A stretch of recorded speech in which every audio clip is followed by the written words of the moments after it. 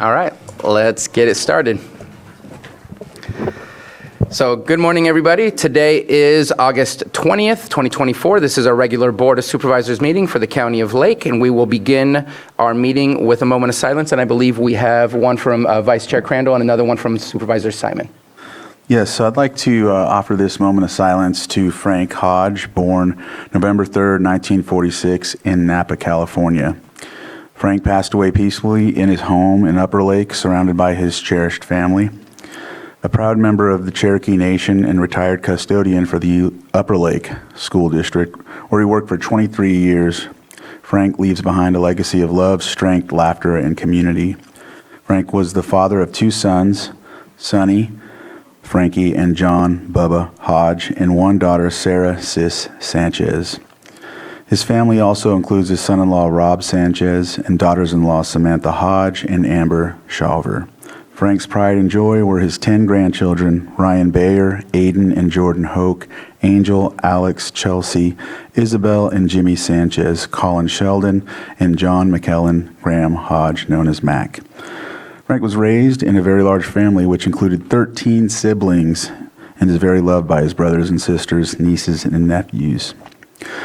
I'd like to just kind of give when I won as supervisor and started serving the district, Frank called me all the time about the hitch, about the streams in Upper Lake, and was on me about the vegetation. Very involved, very loving of animals, and he was known as Frankie, Uncle Frank, Dad, Grandpa Frank, Mayor Hodge, and the Dog Father. He'll be greatly missed. There a lot of folks in Upper Lake that knew Frank. He was also involved with the school quite often when it came to our baseball and football games. He was often a chaperone and whatnot. A celebration of life for Frank will be held on September 21st. It will be a horseshoe tournament. And so I don't know the exact time yet, but be looking out for it. And when I find out, I'll announce it in my calendar. Thank you. Thank you. Supervisor Simon? Yeah, I'd like to take today, actually this will be the last day I get to do it as elected official, but commemorating Deputy Sheriff Robert Paul Rumfelt, who his end of watch was on August 27th, 2017. He was a veteran, he was one of our family members, going to be greatly missed. So he served 3 years for Deputy Sheriff. He was also for 9 years with the Lakeport Police. Comes to every meeting with me in memory of my family. This is a dog. He had, I don't know if this was the first canine unit that he brought to Lake County at the Lakeport Police in 2001, Juno, but the tribe stepped up and helped him purchase that. But just want to commemorate today. I know that we've had 5 officers that have lost their lives here in Lake County during service, but today I commemorate my cousin, Rob Rumfelt, my hero. So thank you. Thank you.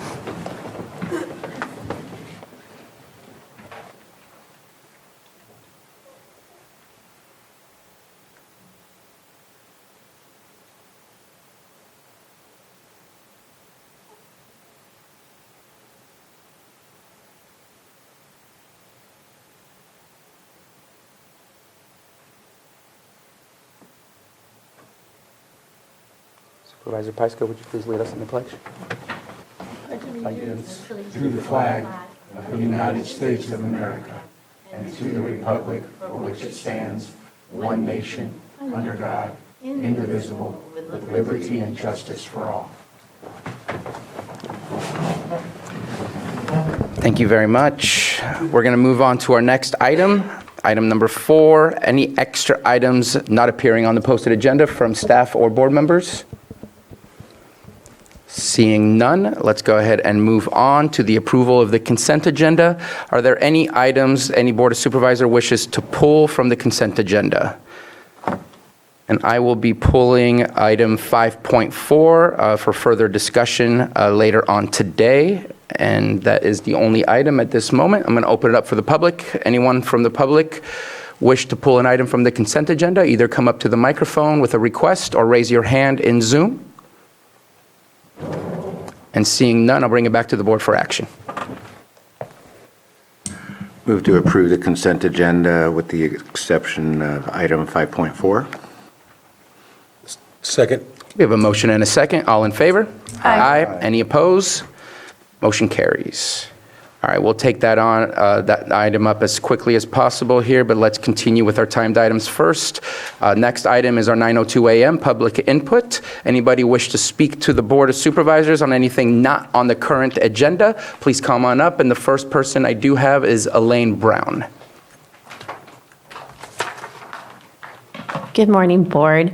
I just want to leave some information for the public, if I can just put it here, and it's from the California Advisory Committee on Geographical Name Changes, and I don't understand. I was called another county concerning the Kelseyville name change, and it was their understanding that this has already been sent to them, and it's out of your hands in order to have a vote on it. I'm just the messenger of that information. I haven't done massive. He talked about the Squaw Valley situation where that had gone here. So I'm leaving clipped ones for the board here, and the rest are for the public if they wish to see where Lake is mentioned on this information. My whole goal in this was originally to save the business owners from a lot of money being spent to change that name. Also, community means a lot to stay together, and learning more, I realized it's a pretty big situation. There are ways that you can probably, if this has gone there and it's out of your hands, there are ways you could probably do something in order to maybe not have it happen, but bring about the community. If you're interested, I have ideas. I have seen things happen in life that you don't think can happen, but when people get right in the situations, government people give grace. I think we all need to stay together and be kind to each other and not be polarized, which is often a tactic of people that do not like community. Also, I just would like to say, I know our monies are on electronic books. I really believe you should look into having a hard copy of the county accounting books. It is easy for electronics to have 2 sets of books, and I would like to see myself hard copy. Thank you. Thank you very much. And I'm going to make a quick comment, and I don't mean this as a negative comment. I think we just all need to learn. If we can try to use the SQ word rather than saying the word, because it is deemed derogatory by those who were called that. And so if we can try to not say that word, that would be appreciated by all that are affected by it. I'm not sure what you mean. There's a reason why the SQ word is no longer allowed in our geographic names. I'm trying to learn, and I'm trying to put it out there for everyone to hear that it'd be more appropriate to call it SQ word rather than the actual word, as it is a derogatory term. Taken, Yeah. no disrespect meant. Thank you. Is there any other public input in the room or in the Zoom room? Let's go ahead and start with Donna Makowitz in the Zoom room.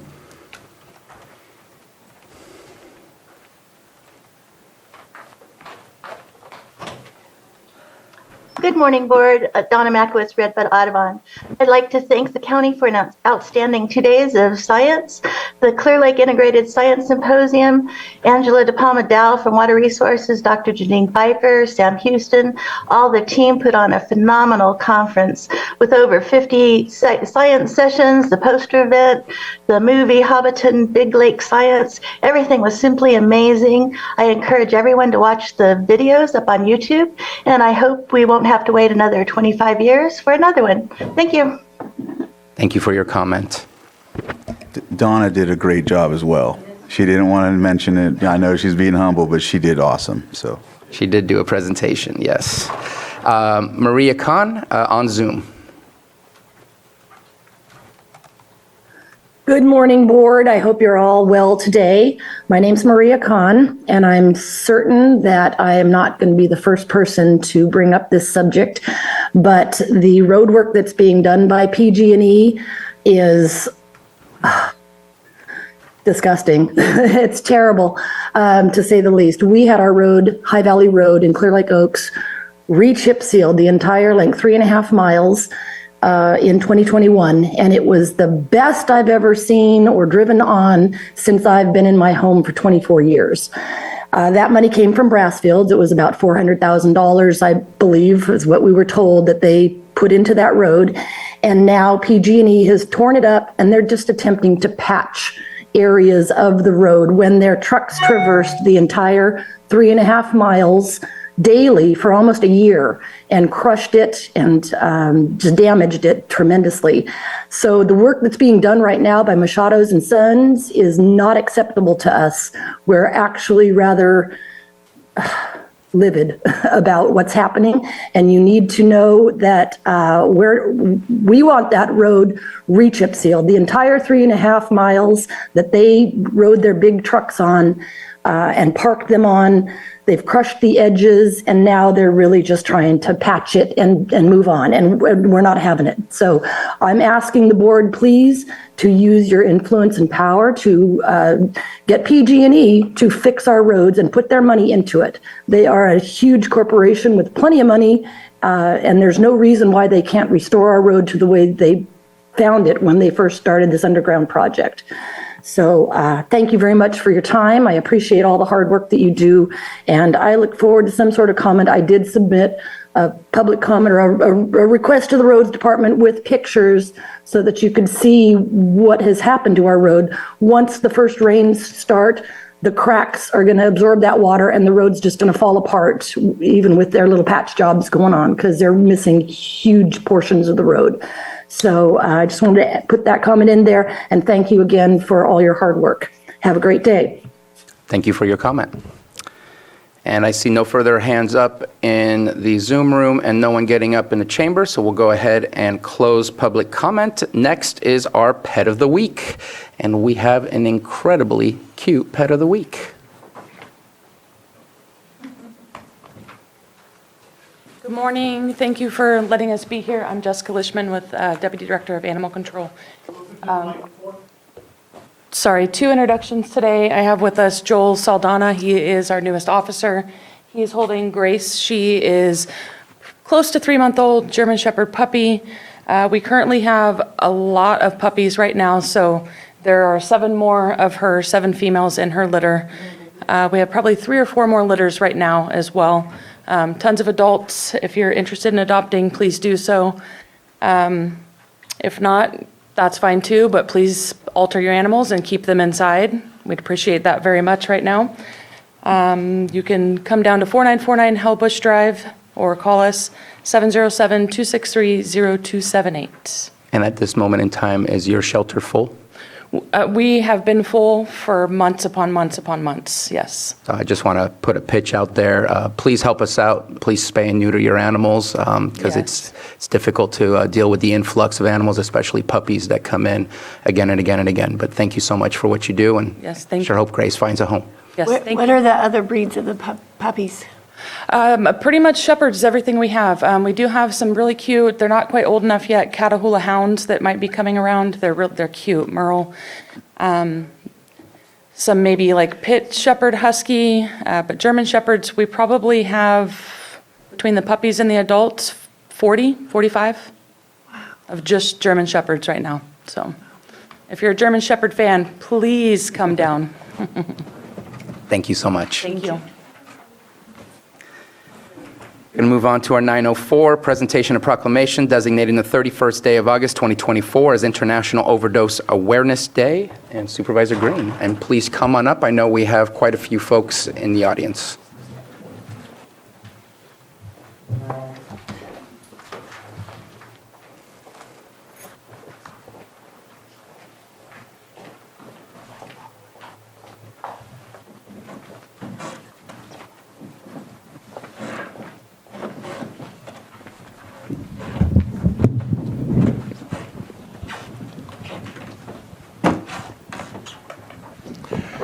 How is everyone this morning? Good to see you. Proclamation designating the 31st day of August 2024 as International Overdose Awareness Day. Whereas International Overdose Awareness Day is a global campaign held every August 31st to end overdose, remember without stigma those who have died, and to acknowledge the grief of family and friends left behind. Whereas in 2022, 35 people fatally overdosed in Lake County, which is the second highest overdose death rate in the state of California and 3 times higher than the California rate. Lake County's rate was 56 per 100,000 people, compared with California's rate of 19 people per deaths per 100,000 people. And that data is from the California Overdose Dashboard. Whereas all overdose deaths are preventable via access to harm reduction, healthcare, substance use prevention and treatment services, and naloxone, the opioid overdose reversal agent.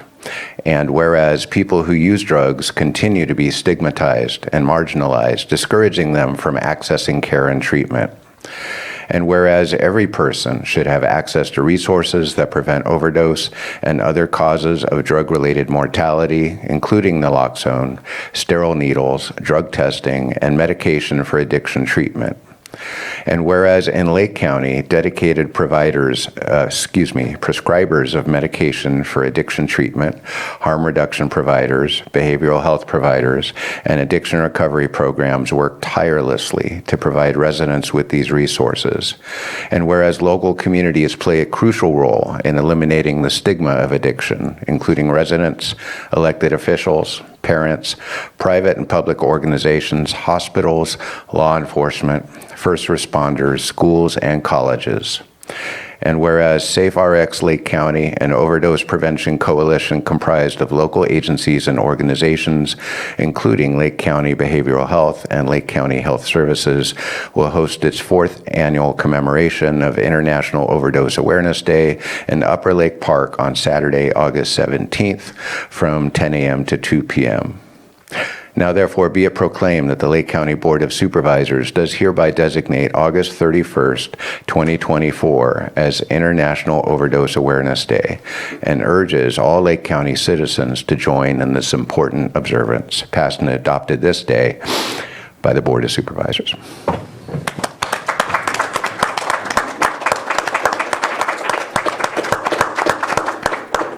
That's a hard one to applaud, but anyone want to speak to this? I know we definitely have had some challenges in our community recently.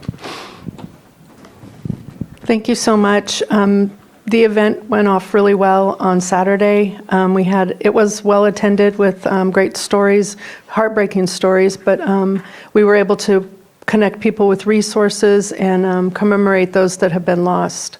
And I appreciate you reading this today. Give this to. This will be for me. Thank you. Thank you. Do we have any comments from the board? I appreciate this proclamation. It kind of slows things down a little bit as you listen to it, but I know that there's been a lot of work that's been happening, and I'm looking forward to that work coming back to the Board of Supervisors so decisions can be made. And that's how we deal with our opioid settlement funds in order to truly add to the services that are already there. I think there's a lot of services and a lot of people are working hard, but sometimes we're missing some key components because we lack the resources to provide those components. And I think we have a potential to make great change with those settlement funds. And so I'm looking forward to those conversations and decreasing the number of folks that are not just experiencing overdose, but obviously experiencing the worst of the worst, which is a death from an overdose. I believe, and please correct me if I'm wrong, that we have seen a slight decrease from year to year on overdose deaths. And I'm hoping that if that's true, and hopefully that is true, what I'm saying, that we continue that trend and continue supporting the work that has been happening. Yeah, I got a comment. Just coming on. Yeah, all the great work being done. I know there's a lot to be done, but each one of us, and I don't know if everybody is, but you take CPR training. You never know when you need to respond to a family member or other things. But I just attended the Thule Boat Festival that Big Valley did, and it's reaching every community. There was a naloxone training, so you get updated, and they were handing it out. So I know the hard work that you guys are doing all the time. You never know when you have to be a first responder. If you have time, if you're at an event, take that training. Make sure it's accessible. These things, you can save a life even if you're not expecting to, but getting the training and having opportunity, having accessibility on the naloxone, and I think I'm saying it all right. So the training. So if you're at an event, take the training because you never know. Have it in your household. You know, we all have friends that are, you know, or family members that are dealing with some of these things, and you never know when you may have to respond. So I want to just bring awareness to that, and I know the county's doing a really good job. I see it at a lot of different events with our behavioral health, the Department of Social Services, tribal health, everybody. So if you have that opportunity, like I said, I think it's just as important as being CPR trained to respond. So, thank you. Thank you very much.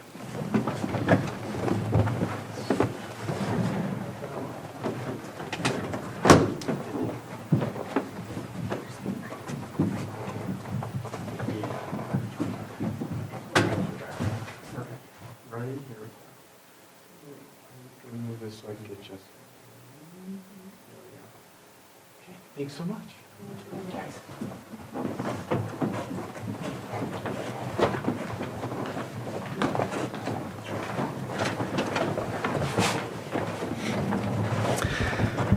All right, next on our items is our 6.4, 9:10 a.m. item, consideration of rescission of tax deed hearing for property located at 9802 Venturi Drive, Cobb, California, APN number 052092-020-000. And before I pass this on to the treasurer tax collector, I do want to open the floor for my colleague, Supervisor Green, as he would like to make a statement or a request. Yeah, just before we dive into the ins and outs of holding a hearing, my observation of the materials presented suggests at least that it would not be appropriate to hold such hearing as it's been noticed for various reasons. One, we have somebody who bid, somebody who defaulted on that sale. There's no real consummated sale that we should be considering a rescission of a tax deed that has never been issued. So there may be other things that would be more appropriate for a closed session item if potential litigation exists, but I don't see the facts as they're presented would allow for the proper conduct of a rescission of tax deed hearing as it's agendized. So turn into County Counsel and Mr. Sullivan to address that issue. County Counsel, would you like to provide a response or guidance on that? Yes, thank you, Mr. Chair. So Revenue and Taxation Code, Section 3731A in particular, states that when a tax deed to a purchaser of property sold by the tax collector pursuant to this part is recorded, and it is determined that the property should not have been sold, the sale may be rescinded by the Board of Supervisors subject to certain requirements and procedures. So the key phrase there, from my understanding of it, after speaking with Treasurer Tax Collector Sullivan, is the phrase pursuant to this part, the tax deed being recorded. That is a prerequisite for this rescission hearing, in order for this rescission hearing to be heard by your board. As I understand it, currently the tax deed as it relates to this tax default sale has not been recorded, and Treasurer Tax Collector Sullivan can speak to that, certainly, and just to give the board a few more provisions. The recordation of the deed pre-requires the execution of the tax collector of the deed itself, and the execution, and that was under Revenue and Taxation Code 3708.1, and then under Revenue and Taxation Code Section 3708, the execution of the deed it pre-requires the payment of the full purchase price of it coming out of the tax default sale. And so one sequence leads to the other, and if any of those steps are missed, of course, it leads to the point where we're under Section 3731, where a rescission hearing under this section requires that the tax deed be recorded. So Treasurer Tax Collector Sullivan can provide more details to that, but your board has the option, in light of, from my understanding of it, if with the petition for a hearing of a rescission being submitted and filed by the petitioner. At this point, your board has the option of denying the petition, not on the merits because it can't be heard, but essentially denying it for lack of jurisdiction at this point because the tax deed has not been recorded under Section 3731. And I'll just verify that at this point, our office has not received payment for the remaining balance, the $95,000 that's owed. This request for a hearing was brought pursuant to Subdivision B, and as County Council pointed out, that references Subdivision A requiring that recordation. So we have not executed the deed, we have not recorded it because we have not received that payment in full. So at this point, I realize it's up to your board, but I would agree with County Council's assessment of the law. All right, I want to check back in with the board, just so I know how to open up public comment and what we'll be discussing. Is there an agreement to apply the rule that this has not met the criteria to be a public hearing to be heard at this moment in time? Or would you prefer to move forward with what is on our agenda today? Just looking for consensus.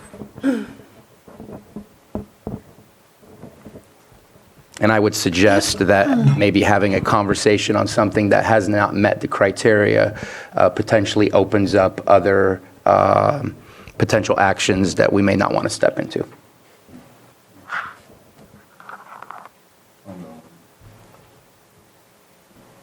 I'll agree with. Agree with County Council and Supervisor Green? Okay, I have a consensus for that. So I am going to open up public comment to only speak of rescinding the item, not making a decision on the item itself. Just want to check in with County Council. Is that the appropriate words to utilize today? That this item is being rescinded from the agenda, having not met the criteria to be heard in front of the Board of Supervisors for actual rescinding of tax deed, because there is no tax deed to rescind. That is one option for your board. It essentially would have the same effect. It's similar to pulling the item due to, on the same grounds. Essentially, it's a lack of jurisdiction. The item cannot be heard because certain prerequisite requirements were not met in order for it to be heard, in order for the item to be heard. Given that a petition has been filed, that is the other option for your board. In the alternative, to not hear the item on the merits, but essentially just denying the petition for lack of jurisdiction. And that, in either case, in either option, the suggestion here would be to do it by motion. Okay. I think we need to deny the petition, lack of jurisdiction, Okay. rather than just, And I believe that is what the consensus is as well. Yeah. So at this moment in time, I will open it up for public hearing. At this moment, because of the action the board has discussing, there's no need to swear anybody in for this. This is just public comment on the rescinding due to lack of jurisdiction. Your board may, on that issue, on the rescission for lack of, rescinding the item for lack of jurisdiction, your board may also, has that option to swear in any witnesses who may be able to testify to that issue. And I'm looking for advice from County Council, move forward with doing a swearing in. Yes. Okay, thank you. So those of you who wish to speak on this item of the board having a lack of jurisdiction over what is being requested to us, please raise your hand and the oath will be read. All right. Do you solemnly swear that the testimony you are about to give will be the truth, the whole truth, and nothing but the truth? Yes. Thank you. Okay, so opening up public comment, please come on up. And again, this is solely about the board's consideration right now of rescinding the appeal due to lack of jurisdiction, or the petition. Good morning. Good morning. First, I need to apologize my English. When I'm nervous, I cannot find the second sentence. My verbal performance is awful, but my written argument and written communication is much solid. So I would like to email or give some written after my short speech. This is first of all. Second of all, I thank you for you to bring this. Thank you so much. And I had a request through the email. I said, I need a witness to be the Zoom meeting because this is one-way 3-hour drive. So the witness want to testify. So I was with the witness during this transaction. Okay, so just I want to cut in the short. I don't want to take too much your guys' time. So the first of all is not I misunderstood the transaction. The witness is with me during we are online a bit, and he's high educated, graduated from MIT, very experienced. We fall in the same trick. So this is I request for deposit. This is my own money. So this is based on arguing right now whether it's in the jurisdiction. Oh or yes, not of yes, court, yes. not, you are right. not specifically to the petition. Sure. I will not say the detail, okay? But I would like to give me the chance. I have to bring this issue to the city councilor as needed. So I would like to bring the written argument and have the testimony, witness, a Zoom meeting. Mm-hmm. Okay. Mm-hmm. Thank you very much. And another thing I want to mention, I'm in my 50s, so of course I lead the team member. We try to make good business, but in my thinking is my age, year past year so quick. So I want to do valuable things. So I has been doing the past few years to contribute to society. All the property we are under NCO or Hoping Center. And again, I just want to redirect you to the lack of jurisdiction that this board has over the item. You're right. So just first of all, just to give me opportunity to email, have a written argument. Thank you so much. Thank you very much. Thank you. And I believe that was the only hand raised in both Zoom and in the chamber for the swearing of the oath. Get her name. Did we get your name? My name is Wen Ni. You can call me Wen. Here is the Lake County. They call me Wen. W-E-N. Thank you very much. Okay. So we'll go ahead and bring it back to the board and close public comment. And at this moment, we have a consensus. I believe that we were requested to make a motion. I move that we rescind the petition for lack of jurisdiction. Is that right? In fact, it's a denial of the petition Denial. for a lack of jurisdiction. Denial of the petition. So moved. I'll second that motion and just offer to the person who spoke, we appreciate the difficulty of language here, but what we're deciding here today is your petition is not something we can act on today. There are other things you may want to research. So I second that motion. We have a motion and a second. All in favor? Aye. Any opposed? Motion carries. Thank you very much. Thank you. Our next item is our 9:45 a.m. item, but it's 9:39. So let's go ahead and take up item 5.4. Approve resolution setting rate of pay for election officers for the November 5th, 2024 general election. The reason that I pulled this is because there was no recommended action, and I know that we do have staff on with us today. If we can make sure and bring staff over into the panel. We have I saw Savannah earlier. I see Lourdes as well. I don't know who wanted to speak on behalf of the registrar of voters, but wanted to make sure that at least one of them had the ability to speak on what is being requested of the board today. And Savannah, looks like you're ready to speak.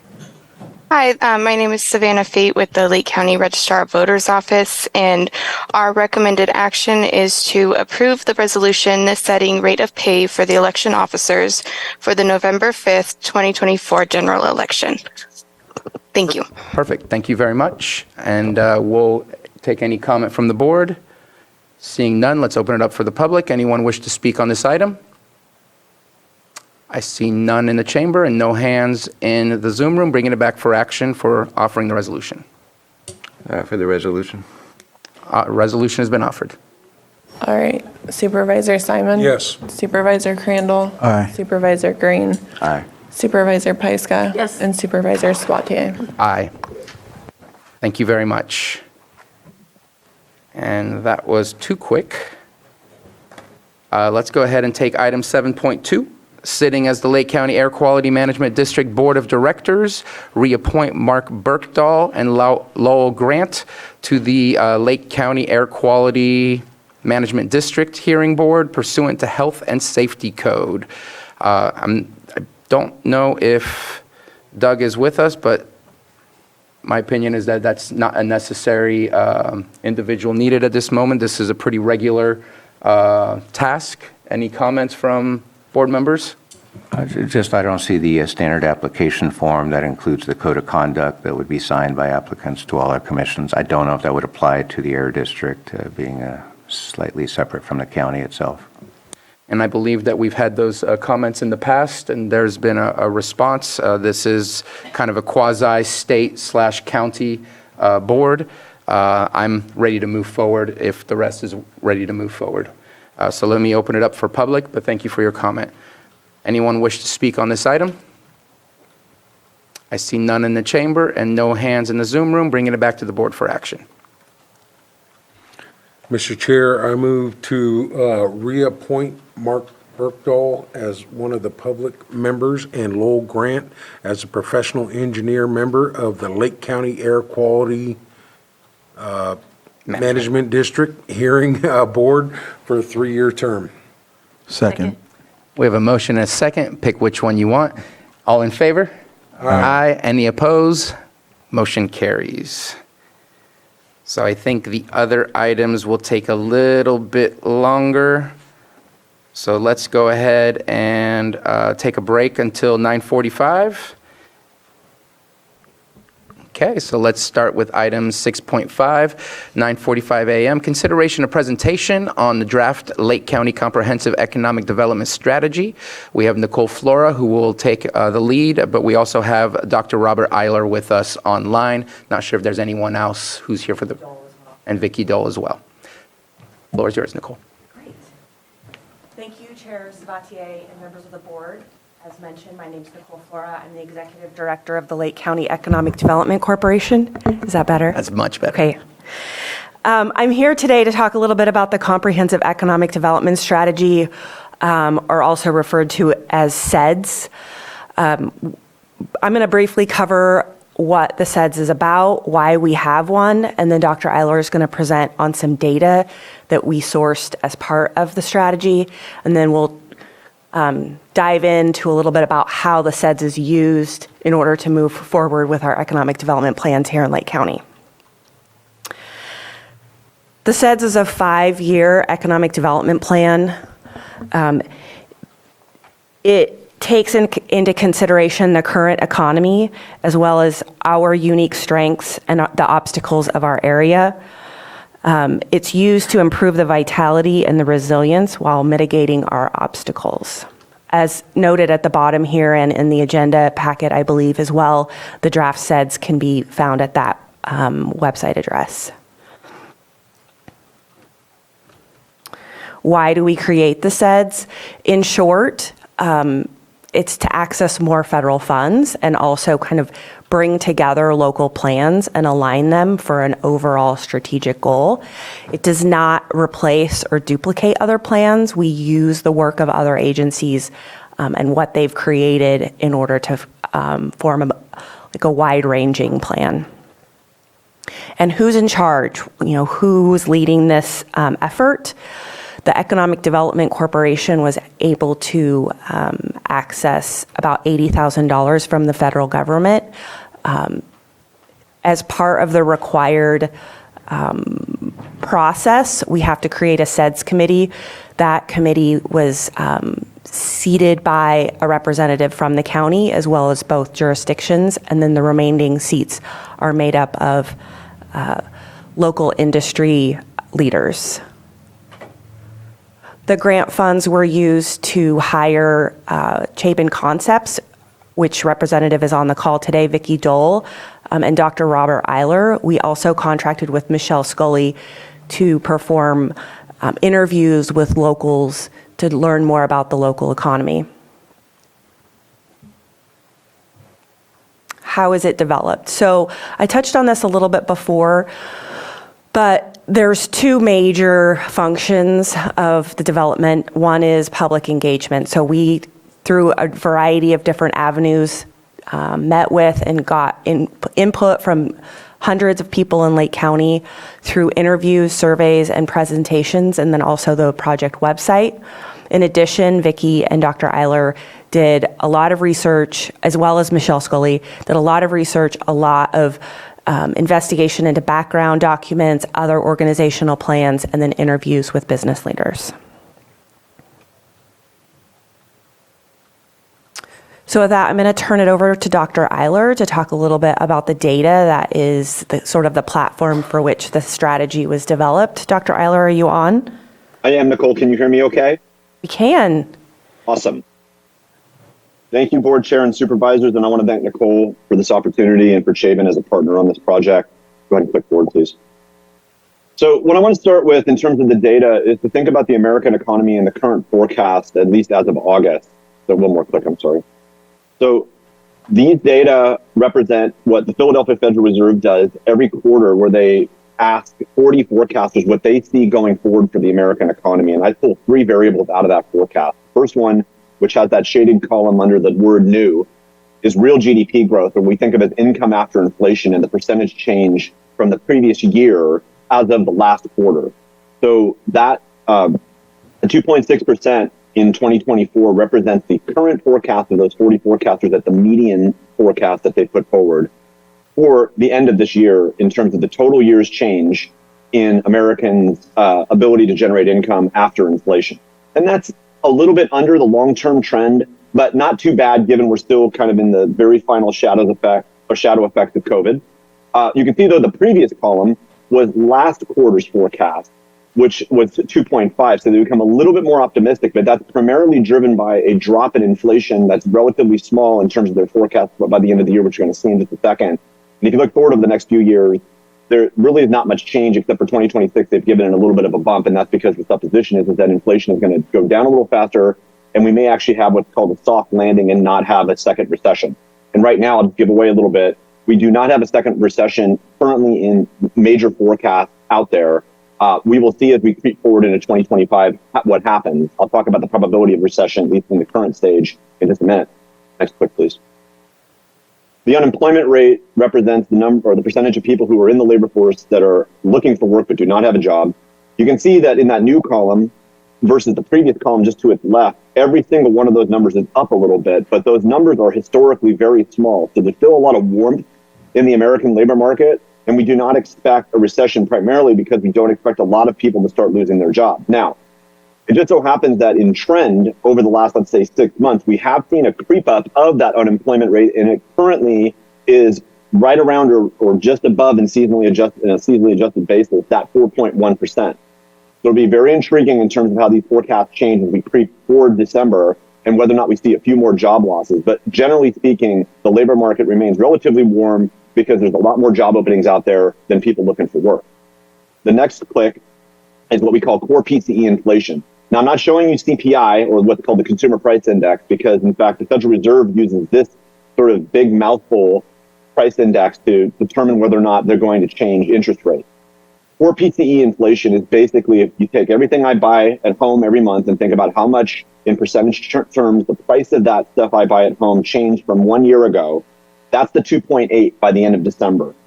So the difference, though, with classic PCE and core is that I'm going to take food and energy prices out of that bundle of stuff I buy at home because they tend to be more volatile. And I'm watching for that change to move towards 2%. Now, you can see that 2024 is 2.8, then 2.2, then 2.0. Not much change from the previous quarter, but that little click down led to a little bit of a click up in real GDP growth, and they're connected to each other naturally. But the point is that the current forecast is that we will see a drift down in inflation. A warning is that even if inflation goes down as we see on this graph or on this table, it's important to recognize that the previous inflation over the last couple of years has a compounding effect, especially on lower to middle income households and on smaller businesses. One more click, please. As I said before, there's no recession in the forecast. The probability is about 15% at the median for most forecasters, but you have to expect a few more job losses are coming. We're just starting to see the end of the consumer driving the American economy, and we're watching to see how interest rates falling might kind of weave us through, again, seeking a soft landing where we don't have a second recession, even though we had interest rates go up and we had inflation moving up simultaneously. Next slide, please. So with all that noise, I wanted to do a couple things, and thank you, just stop there, please. So if you think continued growth is going to happen, so let's say you're kind of leaning a little bit more pessimistic versus optimistic. Well, let's talk about the optimistic first. If we continue to see labor market gains, inflation moves the way it's supposed to, we don't see a big sell-off in equity markets, interest rates remain stable and predictable, and we see some stasis in global conflict and some stasis in our own geopolitics here in the United States, growth should happen basically on those forecasts. So those forecasts are predicated upon the idea that we're going to see those things happen. If you're more pessimistic, one of the things, or some of the things to watch for are the following. Are you seeing more credit delinquencies? Are you seeing more people that are getting late on payments for things like credit cards, auto payments? Hopefully not too much on mortgages, but the mortgage delinquencies after 90 days have started to creep up just a little bit.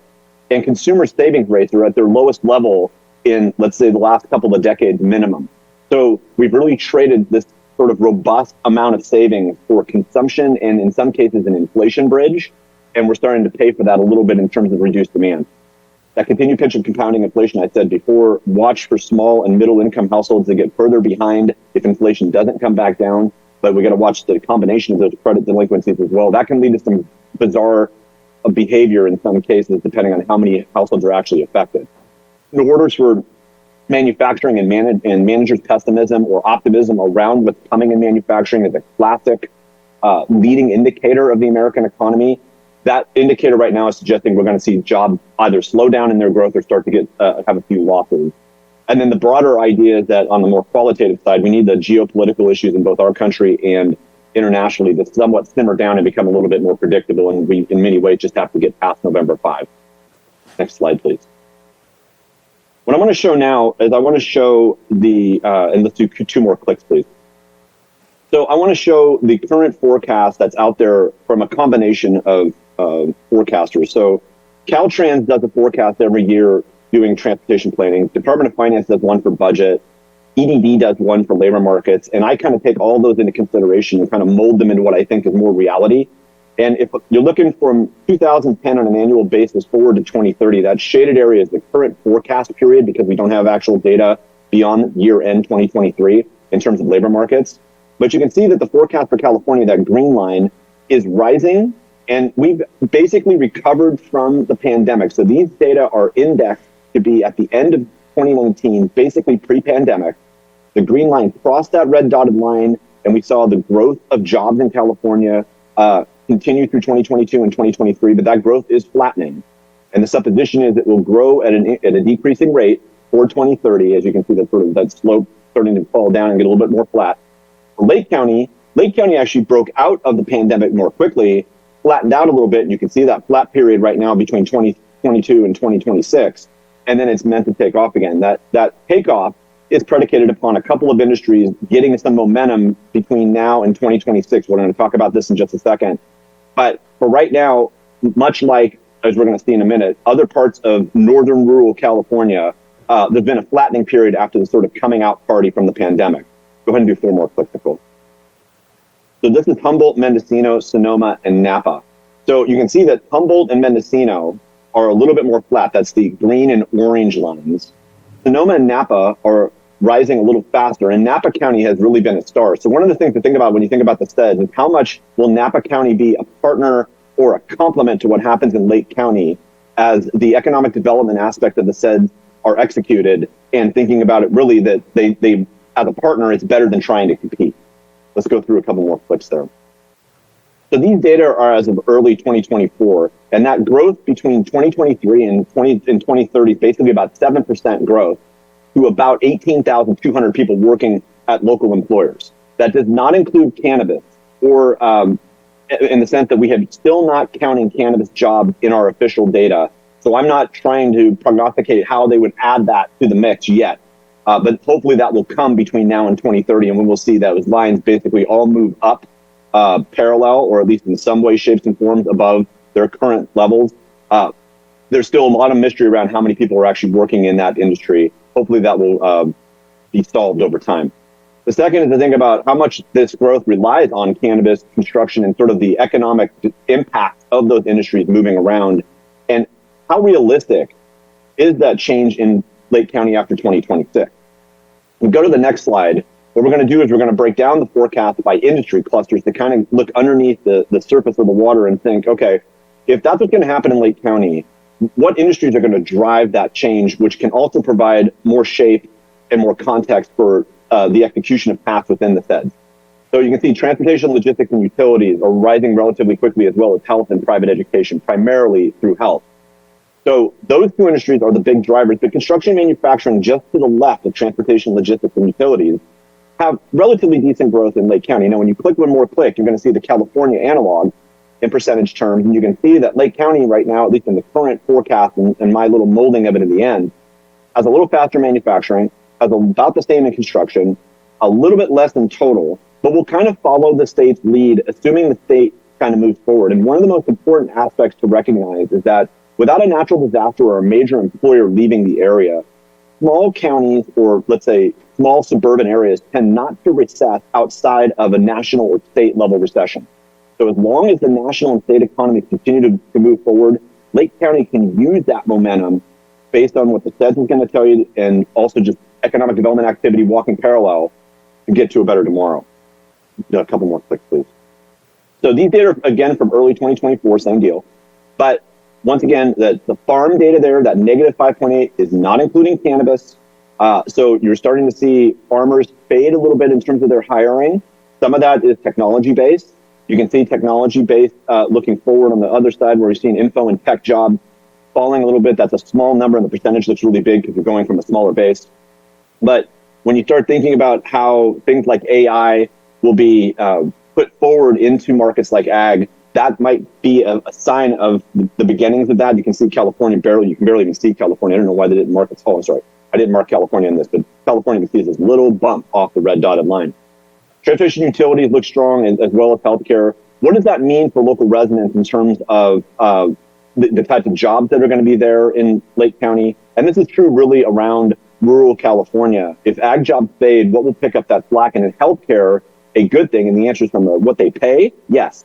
From a way of thinking about servicing a local demography versus exporting goods and services. And this is one of the key aspects of what I've done with Chabon over the decades, is we really focus on how to provide economic development planning where you're looking at the outside markets to bring income into the local area and let that outside income swirl around and lift all boats at once. So watch for that as a precursor to potential demographic change. Final slide here is on housing. And the current housing forecast looks like this as of July. The August data are about to come out in about 2 weeks. But if you look on the far right-hand side, unfortunately, the original optimism about Northern California and people moving from all over the place, mainly urban areas within California, to get a better quality of life and work remotely has shifted a little bit. Part of this is also cannabis, and this is one of the ways you can kind of unveil the cannabis conundrum a little bit, is that you can see Lake, Trinity, Mendocino, and Humboldt are all kind of fading, as well as Sonoma and Napa in terms of housing prices. Napa is really because there's been just this race to the top, and now they're starting to pop off in terms of what people are willing to pay. The current median home price, just as a quick aside, in Napa as of last month, is about $925,000. That's the middle of the distribution in Napa. So just keep that in mind. California barely increasing, and really the good thing is that this isn't 10 or 15%. Generally speaking, if we see interest rates fade to sort of wrap up and complete the circle, if interest rates fade based on inflation's continued fade and the lack of necessity to keep interest rates relatively high, we should see a little bit more demand in housing. We do not expect a large amount of new supply to come on market, but some of that is predicated upon how well our labor market does. So watch for those three angles in terms of the context changing toward 2030 as the SED was rolled out. Thank you so much, and I'll hand it back over to Nicole. Thank you, Dr. Eiler. At this point, if there's any questions specifically about the data, it might be a good time to bring those up. Otherwise, we'll keep going on the presentation and we can have another question at the end, if that would. Go ahead and keep going with Okay. the presentation. We'll ask questions at the end. Great. Okay, so before I move forward, I wanted to talk briefly about how the SEDS is used. So the Economic Development Administration is a federal agency that requires a SEDS in order to get EDA funding. Many other state and federal sources also require some sort of economic development report in order to get grant funding. That report needs to support the underlying reason for the project that you're requesting funding for. So in this case, this report was developed under the EDA's framework that's required for the SEDS, but it is probably the most strenuous in its requirements and therefore can be used by all the agencies in Lake County in order to seek funding and do the work that's supported by the report. So moving forward, there's sort of two ways in which the SEDS makes sense to be used. First is this overarching understanding of where we want Lake County to go when it comes to economic development. And that part of the report is often used when we're starting off in our planning of projects or programs. So this part of the report is kind of like, what are our goals? What are our objectives? What are our target markets, et cetera. Later, we'll talk a little bit more about projects that have already been identified. Maybe some of the planning has been done. Maybe some of the initial work has been done. But the EDA might be an avenue to get funding to actually start the project or help with operations on the project or the program. So first, we're going to talk about the goals. Basically, this is the building blocks of the economy. We're looking to support the development of locations that businesses can use to start or grow their business. We're seeking to help workforce, and we're seeking to really maximize our limited capital and resources here in Lake County. Objectives, this is a lot of information, and I apologize, it's all here in fairly small print. Obviously, the PowerPoint will be available to you, and the report shows all of this in much greater details. But the basics here is economic diversification through development areas, which are listed in the report. This is based on a pretty basic economic development theory in that if you're diversified, if you have a hit in the market in one particular area, you have other parts of your economy that help keep you buoyant and doing okay. Visitor amenities, you would expect this to be a big concern for our tourism and hospitality and recreation industries. However, we heard this loud and clear from healthcare, from agriculture, from government, basically across the board. Firms that are looking to bring people to our area need accommodations, including additional lodging options and event centers. I'm going to skip over and go to infrastructure and public safety for just a second. The idea behind this one is really we just need to be able to move people, raw materials, value-added materials, and data with confidence and reliability. So broadband, water, sewer, roads, et cetera. And then lastly, the entrepreneurship and small business and the talent development is where you're going to see a lot of Lake EDC's work and collaboration. And that's the idea that I feel really strongly about, growing our own, being able to give our local residents the resources that they need to start and build businesses here. And then on the other side of that, having our workforce be skilled and ready for the industries that are able to give them living wage jobs. Target industry. So a lot of this was kind of brought up in Dr. Eiler's presentation. You know what most of these things are. I wanted to point out that the last two listed there, the exporting firms and the local serving businesses, are something that the SEDS committee really felt passionate about, in that exporting firms grows the local economy. If you export an item, you bring new money, building a larger pie for Lake County. And then local serving businesses is really this idea that when you start a business here, or if you live here, you need to be able to do business with other local firms. So things like accountants, bookkeepers, et cetera, those secondary business to business firms. So now moving on to the second part of the report that is a little bit more focused on projects that the county and its partners will be looking to implement over this 5-year timeframe. So these are projects that we worked with Ben to list details about. I'm not going to go into detail with them. They're your projects, but I wanted you to know that they're called out specifically in order for the hope to be able to access EDA funding in the future. And then the last slide is that we worked closely with the tribes to include their projects as well. So the EDA has a set aside that's often specifically for tribes, but that doesn't make them ineligible to access funding in the general pots as well. Some of the tribes locally have economic plans and staff, and others do not. However, that we were as inclusive as we possibly could and created a section that lists those development areas as well in order to help show that collaboration.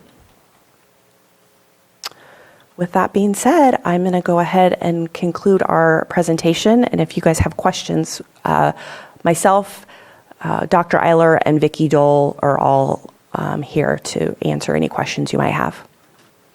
Thank you so much for your presentation. Thank you to all who put in the work to get this to where it is. I know I've asked you many, many questions in the past, and I think a lot of the answers was, we need to update the set. Yes. So here we are. Any questions or comments from board members? Supervisor Green? Thank you. Very thorough presentation. I really appreciate it, and I appreciate the depth of all the stuff in here. It was highlighted. We don't have a lot of data points on our state licensed cannabis industry just yet. That said, and I don't think the EDA template would probably look favorably on that, being the feds that they are. That said, we're into our 8th year of the cannabis regulations here, and we do have something of an industry. So although I don't see it in this report, I do have some ideas on some data sources, including Department of Cannabis Control, our local trade group, and what have you. So when we update this puppy and have additional interviews in future years, I do hope to see some minor bow to our growing cannabis industry. It's probably not the hugest number of jobs, but it's not non-existent either. So I would like to suggest, if I could, some attention to that in future years. But I love everything else I see here. Thank you. Understood. Thank you. I'll go ahead and make a comment. Go for it. Obviously, appreciate this. I think I attended the first one we did of these years back, right? The economic development study we did in Kelseyville, early on. So attended this early on with Dr. Eiler as we move forward. Appreciate it being updated, but I do have to make a comment of, I'm looking at the SEDS committee members here. I don't see any tribes on here. Okay. So Tribal Health is a consortium. Yes. Ernesto Perdillo is an employee, not a tribal member. So once again, we got an updated report, but there are 7 tribal nations. I think one of the largest employers, if we do, at least maybe not the largest, but one of the biggest, if you put all 7 nations together, both on our government, our casino sides, one of these days, if Lake County can really get it in their mind that we really got to start looking at the opportunities that the tribal governments give. You have 4 casinos located next to the Bay Area. Beautiful place around a beautiful lake. Why are we still having people driving to Lake Tahoe? It blows me away, and those types of things. I hope we can improve this over the next 5 years. I see there was some bits and pieces in there, but there's so much diversification going on in the tribal nations here. There's online businesses that are worldwide, global, that are happening with some of the tribes. There are all kinds of things that are happening that people don't see, and I think, if we can really include that, it'd be good as we move on. Obviously, we got work to do, and like I said, I think there's some confusion sometimes of tribal health and Ernesto Padilla. Tribal health only exists because of the 7 tribal nations. It's underneath each tribal nation. That's the only reason it exists. So we all did that. We built it. Each tribe put in their funds to do those things, but every tribal nation's working on a million different things. So I want to make that comment. I appreciate all the work being done, but once again, I got a report where I don't see any tribal leaders or tribal, we all have economic development committees. We run governments just like you guys do here at the county. We just are smaller and we do it internally, but we do work. We sit on a lot of different committees, so I think we're missing out on a huge opportunity in our economies as we're going. After we did shutter our businesses just like everyone else during the pandemic, but we also brought back hundreds of employees as soon as we could open those doors safely and bring those things back. So, another tribe just signed a compact here locally. I know we just finished ours for another 25 years for Middletown Rancheria. I know other tribes have gotten their secretarial decisions completed, so you got at least another quarter of a century going there. You had another tribe just signed by the governor, just signed another compact, so there's another potential opportunity and growth there. So anyway, and then I didn't see anything about in your district, Canocta Harbor Resort, which is coming back some, got a lot of work to do and stuff, I think, but great opportunities that brought thousands and thousands of people. And I think from a tourism standpoint, when you look at these things, no business knows their customer better than the casinos. We track them. That's why we have players cards. That's why we know exactly where they're coming from. Heck, we know their birth dates. We know what they're doing. They know what they like. We do a lot of internal marketing and other things. And, and all of our paperwork, we got the most beautiful scenic drive into Lake County. You have state parks coming over St. Helena, those types of things. So as we work together and continue to grow, because we've come a long ways, I appreciate that. Even I think me having the opportunity to speak today on this is a testament to that. We got work to do, but we appreciate the work being done. We will use this to go out and get economic development. And I keep saying it, the tribes and ourselves, Ben Reckelman just sent something the other day that there may be a collaboration opportunity. If the tribes can really step up, I think we can bring a lot of funds in from the federal dollar standpoint into Lake County to help us all move forward. So hopefully we'll continue those conversations. So please don't take any of my comments as negative. I think we're missing a whole market section. Even Dr. Idler, I didn't hear him talk anything about the tribal nations here in the county that brings a whole different economy that can even move a little quicker than the cities and the county government, because we internally have those infrastructures to do that. So I appreciate this, and we'll definitely use this and continue growing. So just the only comment, but I didn't see any tribal leaders on that board. All right. Thank you for your comment. So I know, I think the timing is impeccable. I feel like this should be a document that we keep in mind while we're looking at renewing our general plan and approving the general plan. Are we zoned to support where we feel business growth is going to happen? We don't want to have people come in to rezone so that it can go through that process, which takes a lot of time, just so that we can finally connect to what the future looks like. So I think the timing is impeccable, and it's something we need to keep in mind as we go through the new general plan and area plans and things like that before finally approving. It was interesting in some of the report, it talked about how there was a decrease in poverty in Lake County. I think the increase in the struggle, and that was kind of alluded to by Dr. Eiler, of middle class and lower class. So it's hard to see that, yes, we've decreased that, but we also know that the struggle of groceries and electricity and everything else is very real. So it's hard to say that's a good thing when the outside forces are unfortunately working against us at that level. There was another interesting part in there that said that we were at a higher level than the state on remote work, like barely higher. I think it was like 14% versus 13%. Do you know what the breakdown of work sectors the remote workers identify as? Is it tech? Is it government? Is it... Just kind of curious what those sectors were. I don't know that off the top of my head. Dr. Eiler or Vicky, do you have any comments or information? No, I don't know that off the top of my head either. Thank you for that question. I'm not sure if census tracks that at a sort of granular level in such a way that it would be informative. But I can work with Nicole real quick and see if I can track down something just to kind of, provide some answer or some inkling as to what changes have taken place. I'd agree with you, Rob. I don't think that they track it at that detail. We might be able to make some inferences if we can get the information as far as the, kind of the wage levels of the folks that are working at home. We could kind of make some assumptions. And I appreciate that. And maybe I'm being naive in thinking that different remote work requires different infrastructure to ensure that we can help support the growth of those remote work sectors. I don't know. Maybe everybody needs the same level of broadband access and whatnot. But in my opinion, if I'm just writing stuff, versus doing remote video work or things like that, I would suspect that there's a different level of need of infrastructure to ensure that that job is compatible with what we have here. But I could be wrong. But again, I think this is perfect timing to complete this. And this, I know you were just at the city of Clear Lake. Obviously, you're doing your rounds to the jurisdictions to do your presentations. Is this the final version? When is the final version planning to be completed?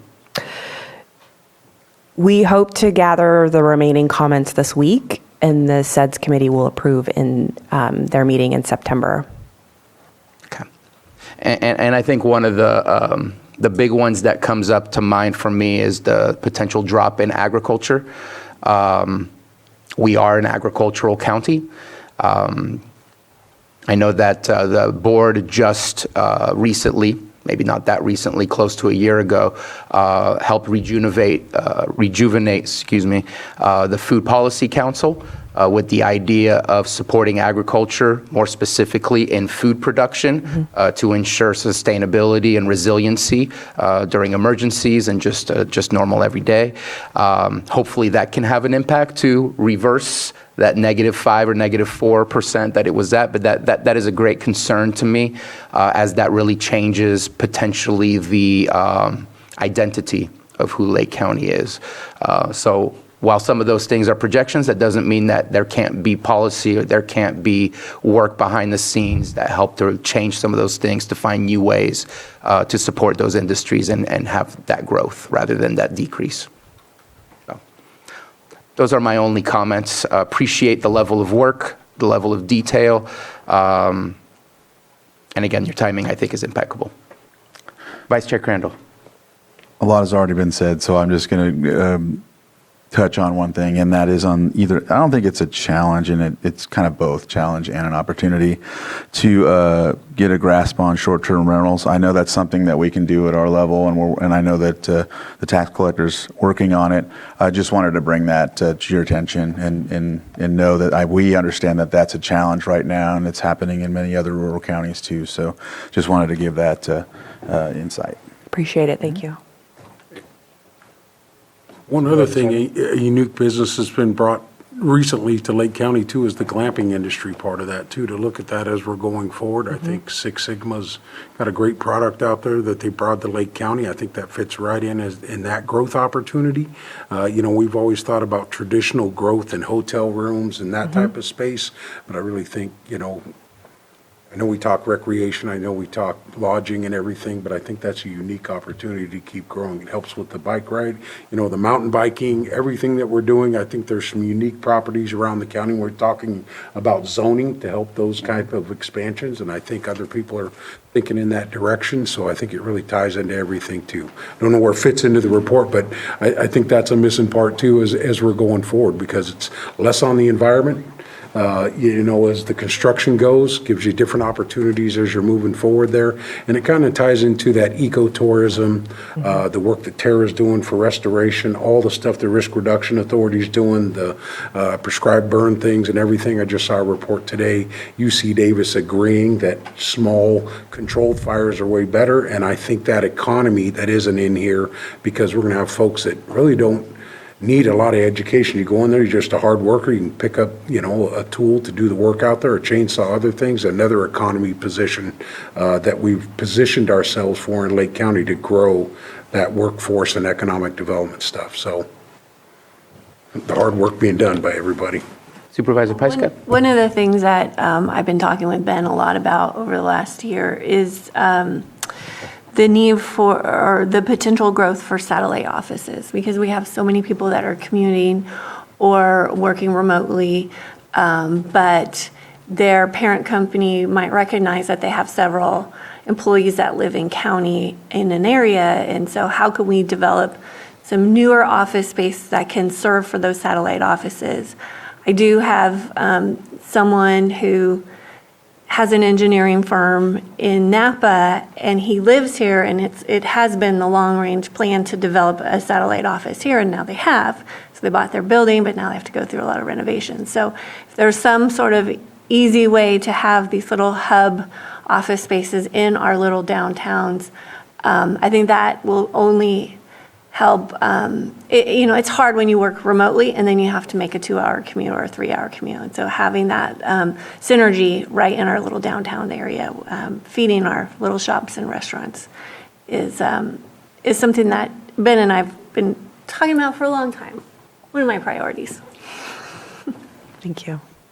One more thing too, I was reading through and looking in the report, is the facade look for each one of the communities coming together to really put that together as you're coming over the mountain, Mount St. Helena, Middletown, you go right through it, getting the buildings all painted up, nice, the curb walks, sidewalks that are going to be coming in the next few years that tie everything together, the facade look. I know there's conversations in each one of our districts going on, but continue. I'd love to see that that's in there, because those grant opportunities, I think, will really drive the business, the small business independent owners, to help get those things going and to give that really good look that, as you're driving through town, of what our communities are and who we are. So I think I really like that little section there on those things, because the conversations are happening. We just got to find a way, and maybe this is the opportunity to do that. So thank you guys for the work on that. And I do know that Mr. Rickelman was working on a facade grant or a facade project. It looks like he might be coming up to talk about it. Good morning, Ben Rickelman, Deputy County Administrative Officer. A few comments regarding the facades. So with the upcoming state CDBG economic development round, that's going to be part of our application. I think Jeff is actually going to speak to that in a little bit. So that is in the pipeline. We anticipate that launching somewhat soon. And I'll also just say with the EDA funding, it's I would say a moderate appropriation each year with the public infrastructure and economic adjustment assistance. That being said, there might be next year after a reconciliation bill, which happened with ARPA and CARES, where there's a large amount of money coming to EDA all of a sudden, and you have a fairly quick turnaround.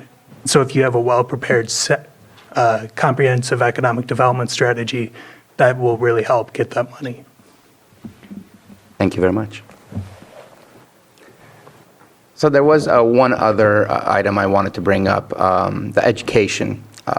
projections and status. So if I remember correctly, please correct me if I'm wrong, we're seeing an increase in high school graduate rates, but a decrease in college graduation rates, bachelor's, and I don't know if it was AA degrees, but like I said, professional degrees, which I'm thinking is more elevated than bachelor's. It talked a lot about, not a lot, but it discussed Woodland, it discussed Mendo College, just the potential of those expansions and additions. I think one of them was like student housing. Another one was expansion of programs and maybe more buildings for Mendocino College.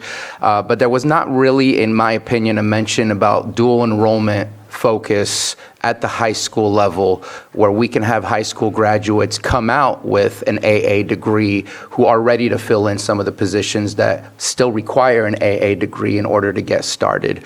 I know that I'm speaking with Woodland Community College. In the past, we had a great pathway, a pipeline for human and health services degrees, where a lot of our up-and-coming directors and manager positions currently at Behavioral Health and Social Services, those folks went through those programs. And so trying to resurrect what used to be, because things have changed. But if we can get more of those opportunities at our high school levels and really connect that so that it's workforce development, that can be from trade school stuff, what do they call it? The CTE, career technical education, as well as the dual enrollment towards degrees. Simultaneously, those students will be better prepared to make money as soon as they're 18 and start their careers, rather than that starting point of adulthood that is so 1950s, 1970s way of doing things. So that's one way to help, and I didn't see that really identified as a potential resource or opportunity to really help out with the workforce development in the package that I read. Thank you, Chair Sabatier.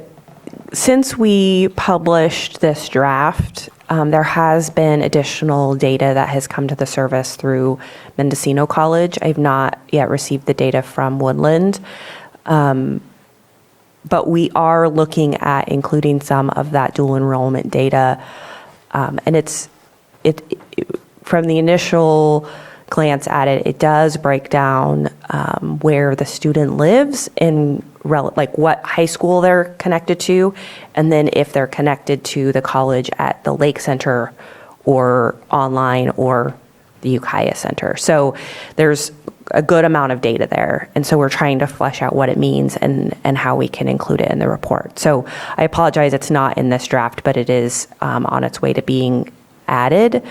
I don't know that we're going to have Woodland's data in time, but I know that there is additional push to get more information and get that going in that area as well. And I know they just had quite the change in leadership Yes. from top to bottom, president, all the way down to the dean of the campus locally. So maybe that could be part of the reason that it's been difficult to get that data, but hopefully you can get it, because I think it's an important aspect of working towards the future development of our youth to be prepared for careers. And it doesn't, not having the data included as an appendix doesn't mean that the call to action for needing to work on that can't be included. It just means we don't have it yet. So we can still include that as part of our overarching goals and objectives. Thank you very much. And without any further pens up, let's open it up for public comment. I'm going to start in the Zoom room with a hand. Betsy Kahn.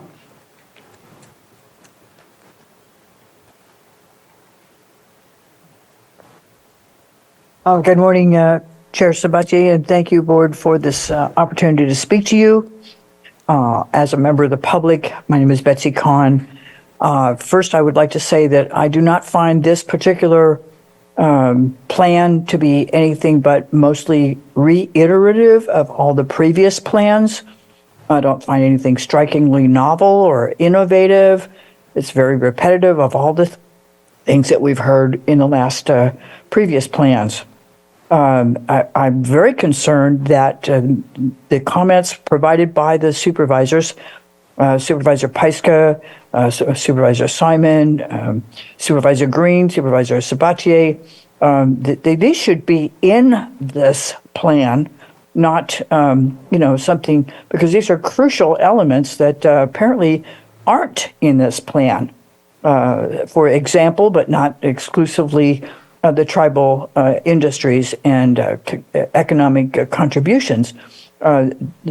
I wouldn't want to see this plan move forward without incorporating all of that input. The Food Security Council, locally grown foods, the concept that we're going to somehow create exportable products. Well, I don't know how many times we've been through proposals for developing products that can be exported and then realizing, oh my God, it costs too much to ship things.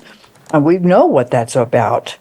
In terms of the colleges, how many times have we had this conversation about the high schools and the enrollment in high school programs that lead to college education, healthcare, law enforcement, environmental work that has to be done here. We have those arenas of education and opportunities. They're not particularly glamorous, and so they're not part of an economic development plan. And then we have housing and short-term occupation or short-term rentals and facade improvements. Facade improvements, we started those in the year 2000, and we still have this idea that we're going to be able to, put a pretty face on a building, and we have all these old buildings that are not really adequate to the kind of services that you want to bring in, such as the office buildings, the remote site buildings, and so forth. Well, we have to find a way to develop those areas and industries within the county, so that we have the workforce housing, we have student housing, we have affordable housing, and we can bring in people, and we have to have health and safety, and especially we need to address the neglect of the environment. We just had a 2-day scientific symposium on the entire. You can please finish your comment? Sorry, I'll wrap up. We had a scientific symposium that identified many, many ways in which we could be bringing people in, and I didn't hear anything about science as a source of economy here. Thank you. Thank you very much. I will speak on a couple of things. Certain things, yes, have been tried and were part of previous strategic plans. That doesn't mean you have to throw it out and not go with a new strategy. For example, working with the colleges and the high schools, that has evolved. It used to be ROPS, and that didn't work very well. Now they turned it into dual enrollment, where you are treated more like a college student. ROPS was basically a pass-fail. That's how it worked. You did not get an actual grade if you had above a certain grade level, but you didn't receive a degree. You just showed that you passed a class. Now you are able to get degrees. I was actually part of the college where we really enhanced dual enrollment, created the middle college, and that first cohort, we had 3 or 4 students that got an AA degree just coming out of that cohort, and it continues to grow.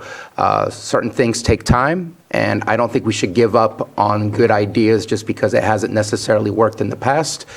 We can evolve and do better in order to continue to do the work that makes sense to continue being focused on. It doesn't mean that this is perfect, but I think that some of the things that you mentioned, for example, I don't think economic development strategy is more about the sectors of the industry rather than, for example, fix your lake and you'll do better. The lake is obviously going to help tourism, but it doesn't build the industries necessarily. And I could be mistaken and you can disagree, but that's just, I think this is very well focused. And I think we need to keep trying, and things still make sense. Anyways, that's my response to that. I see no further hands up. I don't see anybody getting up in the board chambers, and bring it back to the board. Supervisor Green. Yeah. To the speaker's comments, and obviously this is kind of a living document of sorts. We use that phrase for a lot of things. But I wonder, Ms. Flora, if you could, it appears this is a draft document. It looks like CEDS is supposed to convene tomorrow to vote on submission of the strategy. So can you just talk a little bit about process and how living this particular living document is, if you're on a deadline to get it forwarded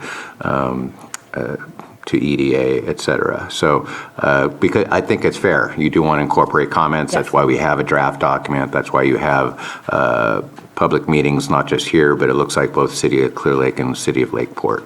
So you can explain a little bit about the process and how you will be able to incorporate the comments you receive from those various agencies. Yes. So we opened this document with a press release last month. The intention was to close comments after today's presentation and the presentation to Lakeport this evening.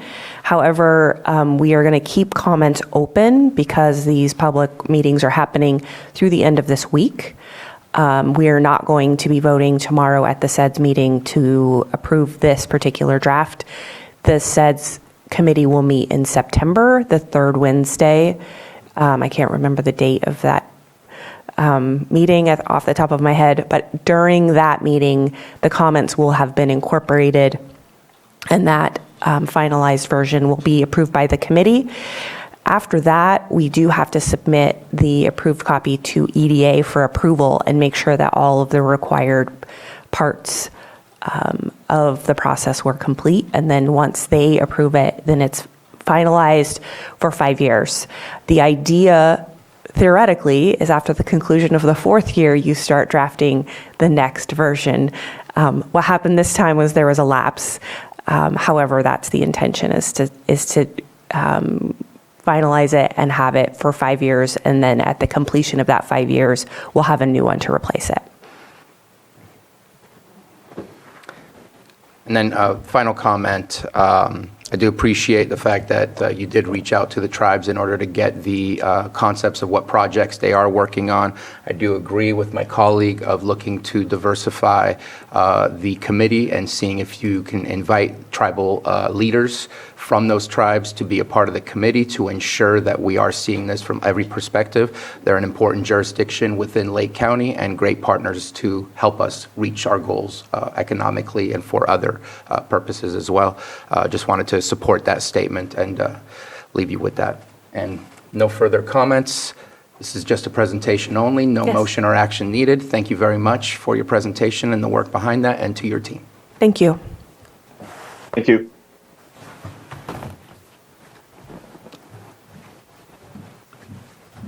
All right, let's move on to item 6.6, our 10:15 a.m. item, public hearing, consideration of closing of the CDBG Economic Development Micro Enterprise. There seems to be a team of folks here. Please come on up.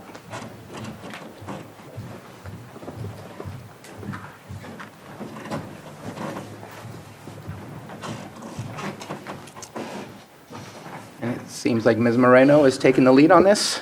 Yeah, why not? Good morning. Good morning. Casey Moreno, Deputy County Administrative Officer for Finance and Budget. With me today is the county's CDBG consultants, Jeff Lucas and Andy Lucas with CDS. We are in front of your board today requesting approval to close out the CDBG Microenterprise Technical Assistance Grant 20-CDBG-12082. On July 14th of 2020, your board adopted a resolution authorizing the county to apply for the CDBG Microenterprise Technical Assistance Grant in the amount of $250,000. In February of 2021, we received the award letter from HCD for the total award amount of $250,000. With the implementation of the Microenterprise Technical Assistance Program, the county received 105 inquiries, 54 of which completed the state microenterprise self-certification form. 37 applicants were deemed eligible and received assistance with business planning, financial planning, business forecasting, credit, and marketing assistance. Of the eligible applicants, 13 were existing businesses, with 24 being startup businesses. All individuals who were assisted were from the low to moderate income group, with the vast majority as sole proprietors and self-employed. During the 18-month implementation period, over 2,000 hours were spent with individuals on business-related technical assistance. The program assisted in capital infusion to participating businesses in the aggregate amount of over $100,000. If you have any questions, we'd be happy to answer them. Anything else from the Lucas team? Thank you. No, that was a fine summary. Thank you very much. And just on the tails of the SEDS conversation, I think this is one of the tools in the county's toolbox to help with the local talent, so to speak, and training them up and helping them to prepare to access capital and put together a business that's going to be able to maneuver through some of the trials and tribulations that we're going to have coming up as related to the SEDS. So thank you.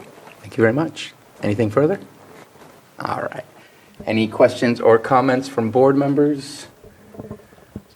Supervisor Green? Yeah, just didn't see the total amount of what we had. What was the amount of the original grant? $250,000. All right, thank you.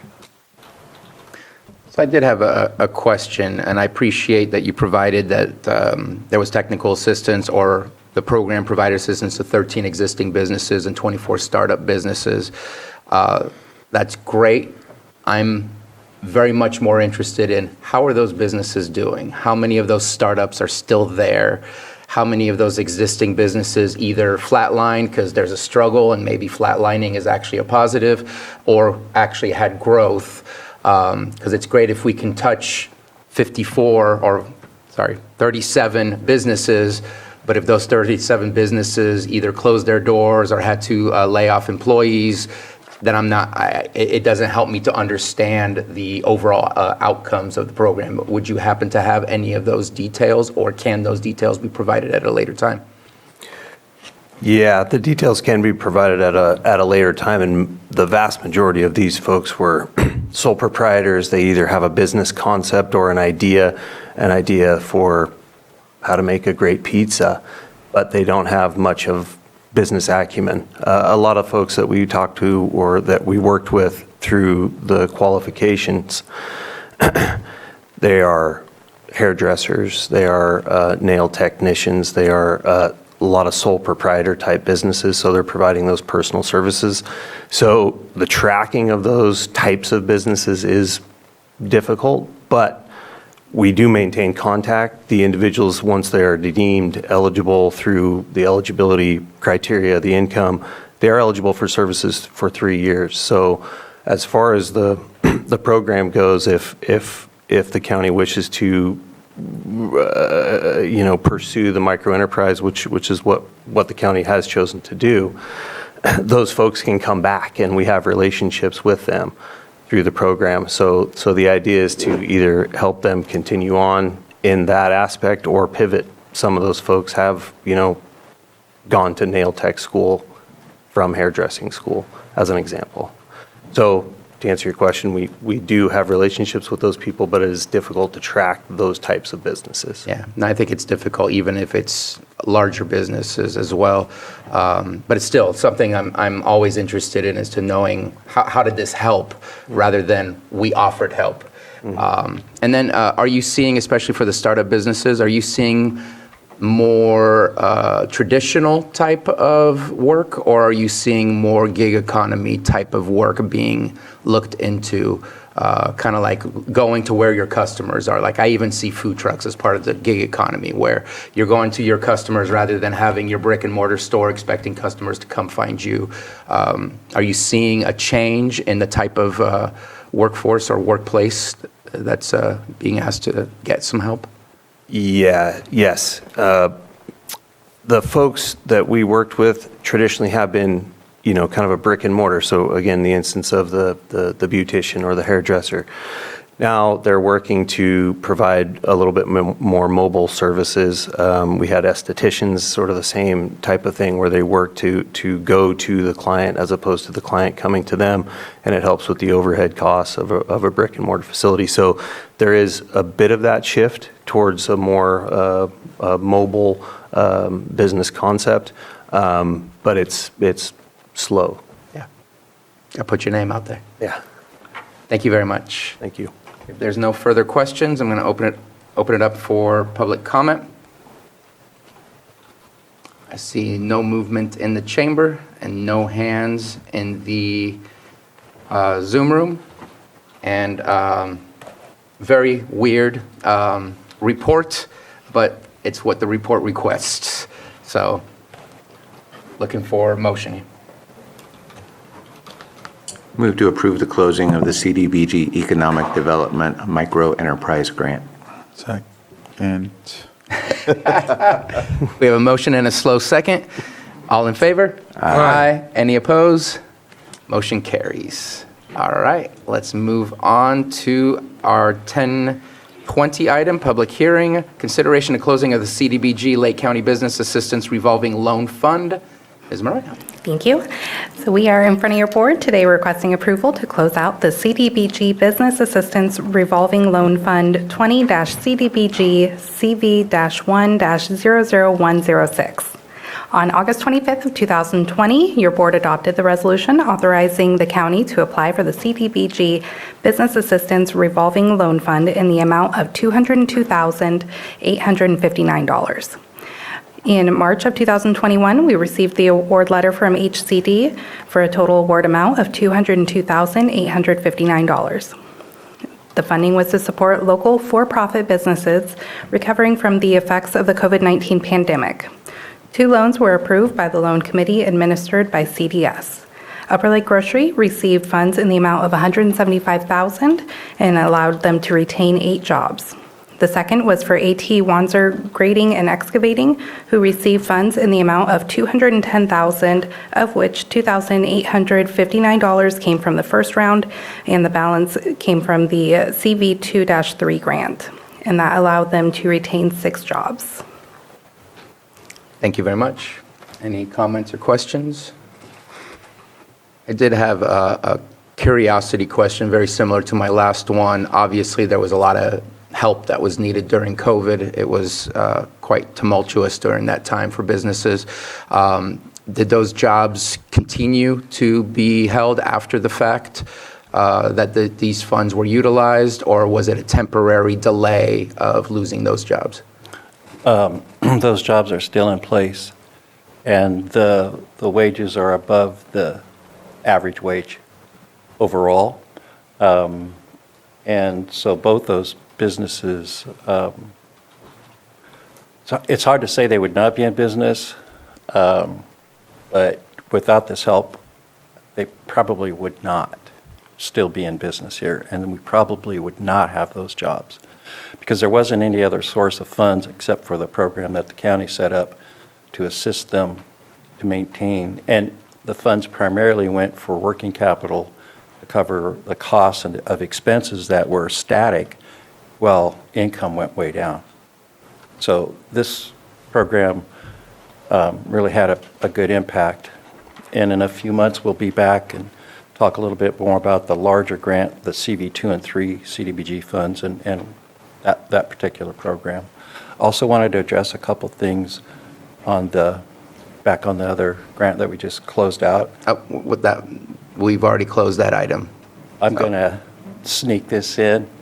Make it quick. I'll make it quick. So we work with quite a few businesses that had been in business and help them also stay in business during this period of time. These 2 grants kind of overlap time-wise. So I think I just want to talk about the importance of that technical assistance in helping people deal with new problems as they arise, as well as capital access. Those 2 together, the assistance that we can provide through the county's program, I think are impactful and do make a difference. And those 2 tie together. Thank also, I'll stop now. Vice Chair Crandall? Yeah, just wanted to highlight that, of course, Highway Grocery, that's a big deal over there in Upper Lake, but just along Highway 20, whether it be this or the others, but I know with regard to the revolving loan and whatnot, there were folks that, would reach out to me about necessary repairs or something, anything, and just wanted to highlight how appreciative it was, regardless of the help that they felt, that you would reach out to them as soon as possible, and they had that dialogue as well. Even sorry again, I'm going to throw it in the last one too. It was the same thing. Every time that I gave them the number to you all, it was acted on. So just wanted to highlight that. Yeah. Thank you. Supervisor Green?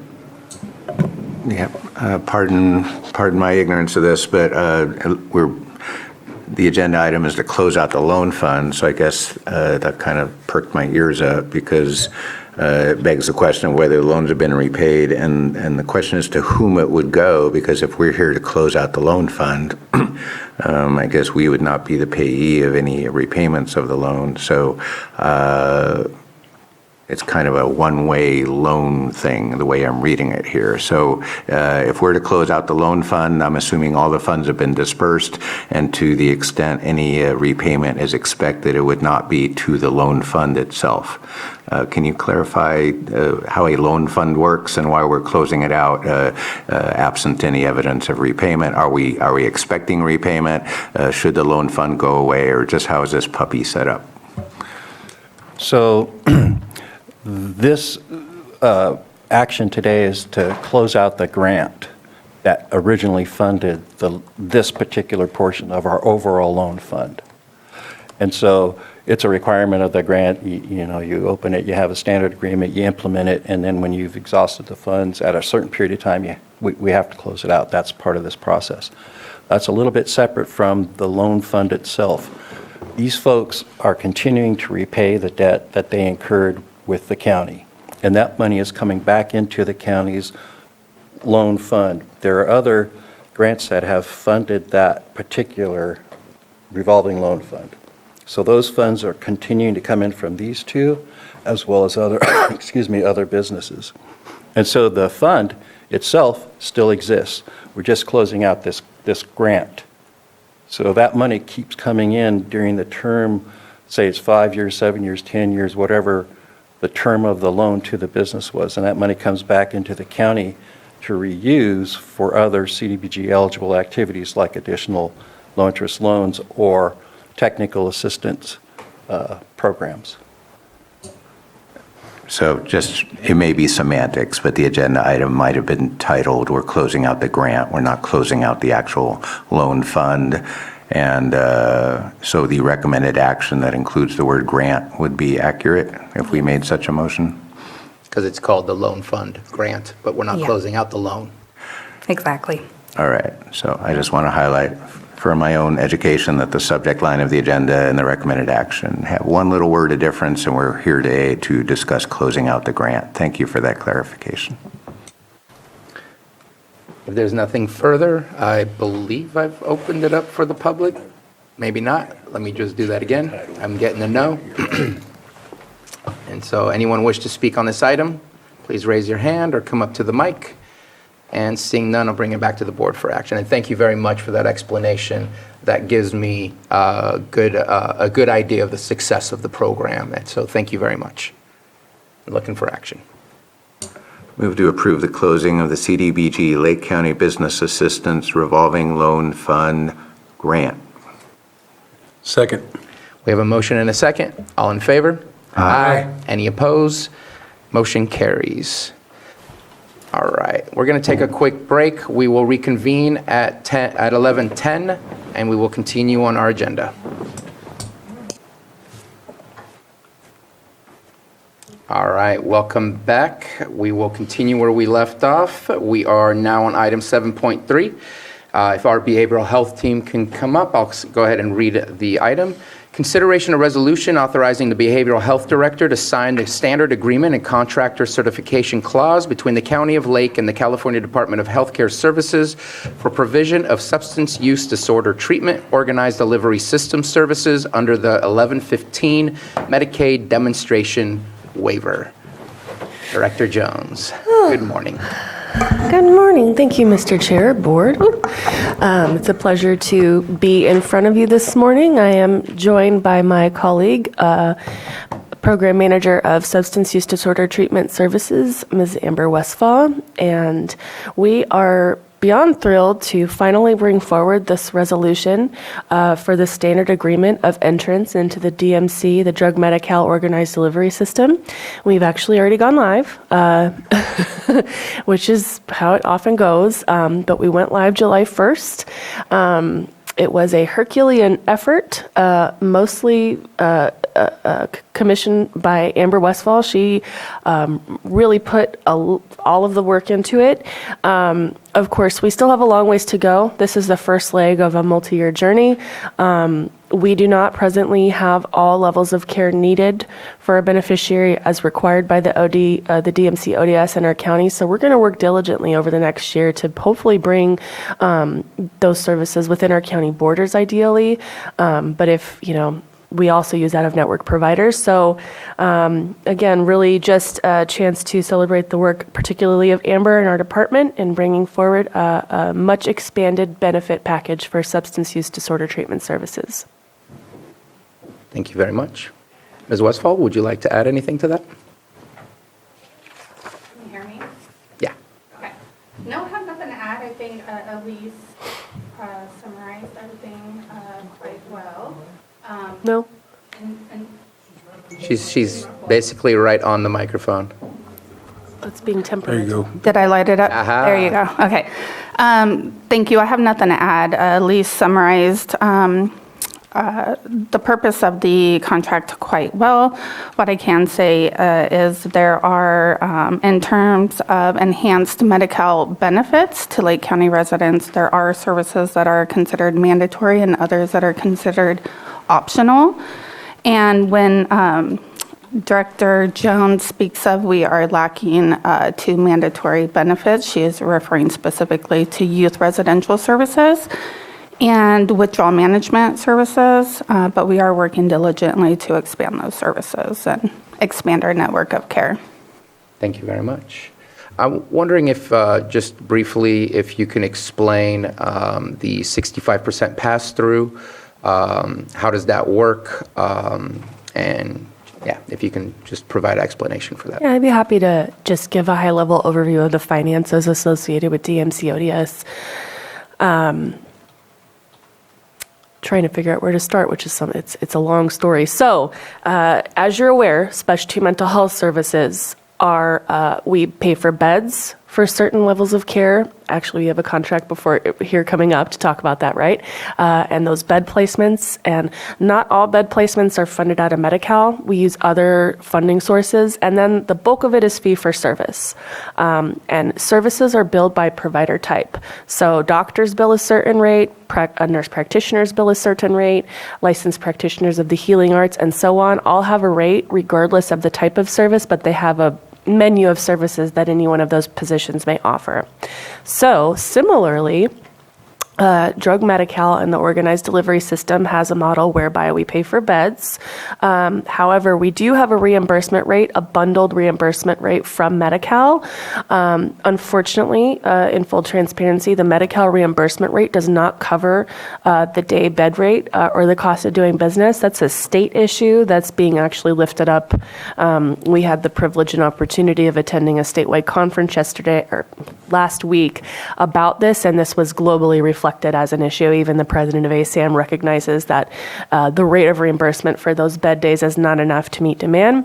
So I'm pretty confident that that issue is going to resolve. However, where we make up for it and do well is on our fee-for-service Medi-Cal rates, which is again by provider type. So any type of provider may provide a drug Medi-Cal service depending on their level of care. We provide levels 1.0, which is outpatient, and we are also certified for intensive outpatient services at our own clinics. So we're a provider that does services in-house, and then we do contract out all other kinds of levels of care that are not outpatient. We also contract out intensive outpatient with a couple of contracted providers. And the 65% pass-through only applies to our fee-for-service rates. So on our fee-for-service, there's a table of rates that we have, and we just very cleanly pass through 65% of that, which leaves a significant amount of patient revenue generation for us, even with contracted providers, and also helps to offset those other costs that aren't as well covered by Medi-Cal. That seems to be working pretty well in our specialty mental health care system, and so I anticipate it will work similarly well in the fee-for-service realm in drug Medi-Cal. And just for further questions, so for the level of care that is fee-for-service, At this point, they don't have to go through behavioral health in order to access those services, but yet behavioral health is still dealing with the entitlements and the billing, and then you have to pass through back to those agencies that are providing the service. Yes, that's correct. And so, of course, it's our intention and my understanding at this moment in time that we are contracted with all of the entities or in negotiations, like we're working closely with them. So we're not looking at seeing surprise bills from contractors of whom we were not previously aware. Although we are actively recruiting actually providers of certain services that we don't presently have in the county as required for network adequacy standards. But this overall ODS model expands the ability of patients, clients, whatever the title is, to go directly to those services rather than having to go directly through behavioral health. Or would and you have like a to talk pipeline. about how kind of that works, the open door? So in the DMC ODS model, we do practice a no wrong door approach. So any Lake County Medi-Cal beneficiary can access enhanced SUD services directly with providers. The caveat is that those providers are required to be DMC certified through DHCS and contracted with our department because we are the pass-through. So individuals can go to any provider in our network. They can also call. We have a 24-hour, 7 days a week county member access line. I cannot recite that number for you at this moment, but She answers it. I do answer the line. I am on call. And then they could also come to our county department. So there are many points of access through a no wrong door approach, and no longer do any Medi-Cal beneficiaries have to filter through our department, and they can access services directly. Thank you very much. I know that Vice Chair Crandall had invited me to be a part of the conversation a long time ago when we made attempts to move towards this type of model, which we weren't able to do until this year. But this was the type of expansion that I thought was exciting for people to not have to go and play ping pong and try to figure out where am I supposed to go to get started. Now it really opens up the accessibility of these services. So appreciate you answering those questions. I wanted to make sure the public was aware and heard of the differences that would be coming up, because I think it's really important, and I think this is great. So thank you for bringing this to us. Supervisor Green? Yeah, thank you for the presentation. Just fingers crossed. Is this going to hopefully stabilize some of our in-county providers existing, but also perhaps stimulate interest in additional location of services within the county? Maybe I'm just being too wishful, but it's great to have this. Short answer is yes. Okay, I'll shorten my question and say thank you. That is absolutely the hope and desire, that this will absolutely excite those that have been thinking of providing those types of services, trying to make the system a little easier to maneuver through. If there's nothing further, let's go ahead and open up for public comment. Anyone wish to speak on this item? I see no hands in Zoom and no movement in the chamber. I'll bring it back to the board for action. Or motion. It says motion, so I was just like, The resolution may be offered. I offer the resolution. Resolution has been offered. Supervisor Simon? Yes. Supervisor Crandall? Aye. Supervisor Green? Aye. Supervisor Pyska? Yes. And Supervisor Sabatier? Aye. You're off the hook if you want. All right, thank you. We're going to move on to item 7.5 and finish up with our behavioral health items.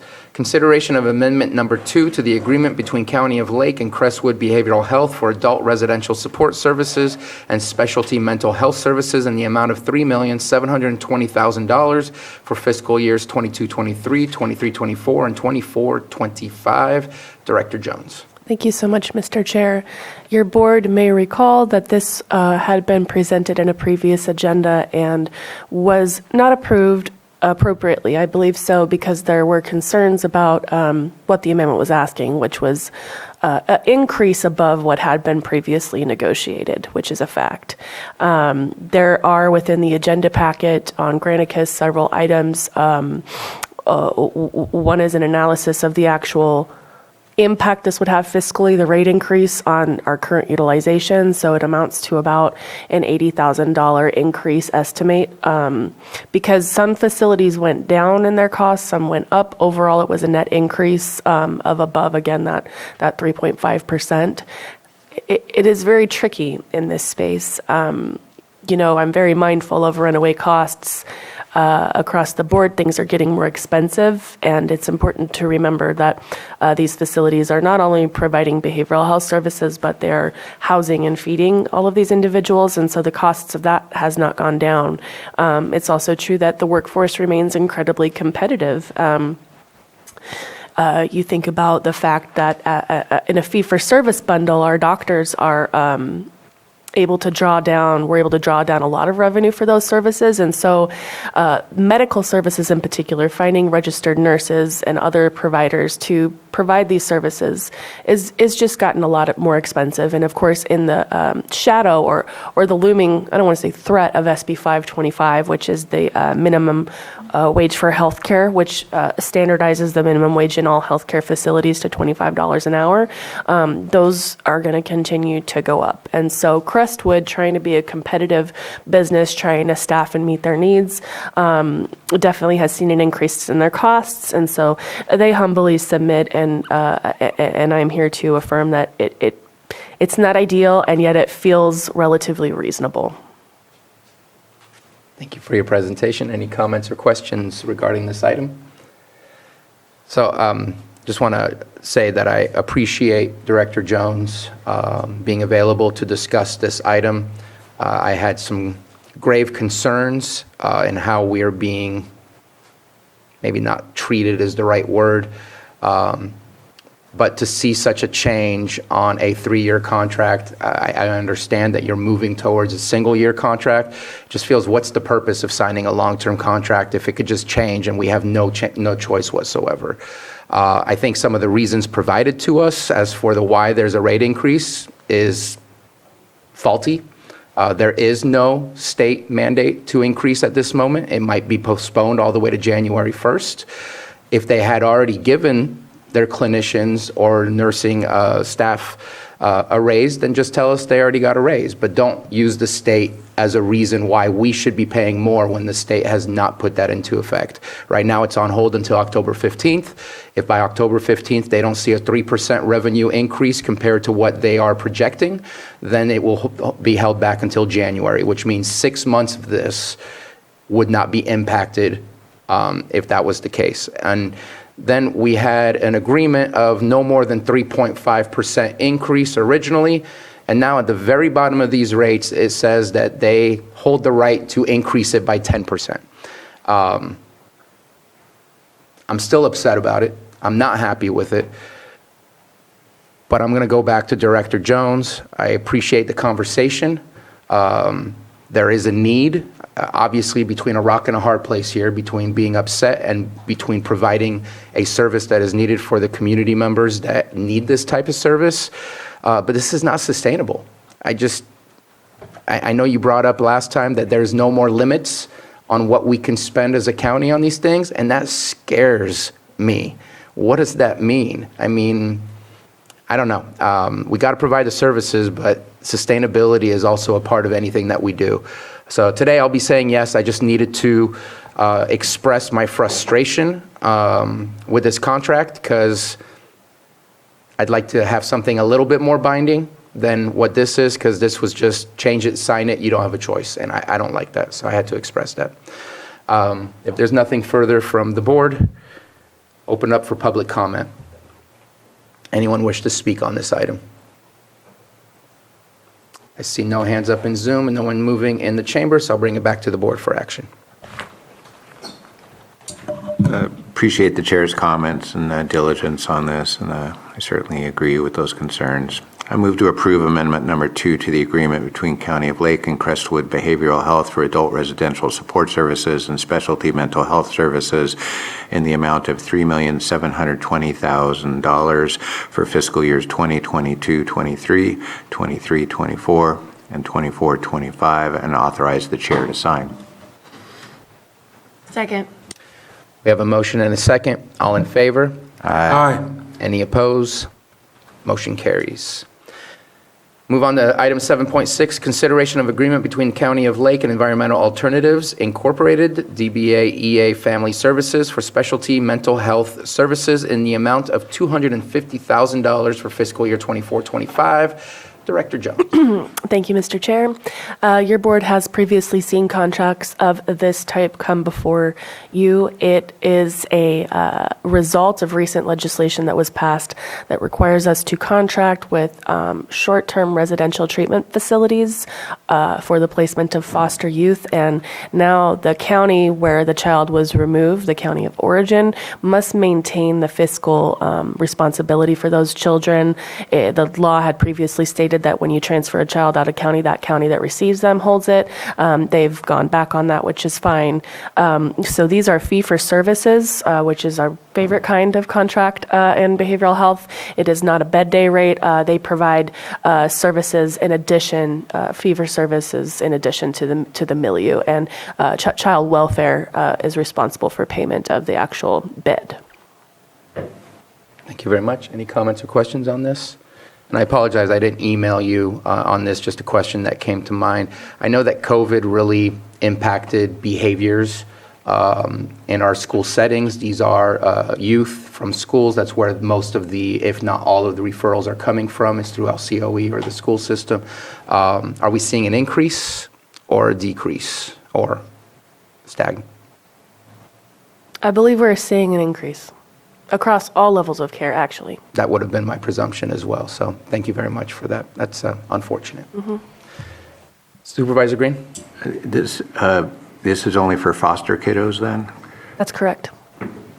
And STRTP services? Well, no, I pardon me. It's only for systems-involved youth. So it's also true that youth who become a ward of the court, either through the foster care system or through juvenile probation, enter into that group of kids. Because you mentioned CWS would be on the hook, certainly. Or for probation, it depends on where the kiddo came So from. whether it's a 600 or a 300, okay, Yeah. thank you. Okay, thank you for your question. Let's open it up for public comment. Anyone wish to speak on this item? No hands in Zoom, no movement in the chamber, bringing it back for action. Move to approve the agreement between the County of Lake and Environmental Alternatives, Inc., DBA EA Family Services for specialty mental health services in the amount of $250,000 for fiscal year 2024-25 and authorize the board chair to sign. Second. We have a motion and a second. All in favor? Aye. Any opposed? Motion carries. Thank you very much. We're going to move on to our probation item, 7.4. Consideration of A, resolution amending the motion by the board approving the recommended budget of fiscal year 24-25 by adjusting revenues and appropriations in budget unit 2302 for probation. B, presentation of housing project plan with Rural Communities Housing Development Corporation. And C, approval of memorandum of understanding and funding agreement between County of Lake and Rural Communities Housing Development Corporation, RCHDC, and authorize the chair to sign. And Probation Chief Monfrance. Good morning, everyone. Good morning. Thank you for having us today.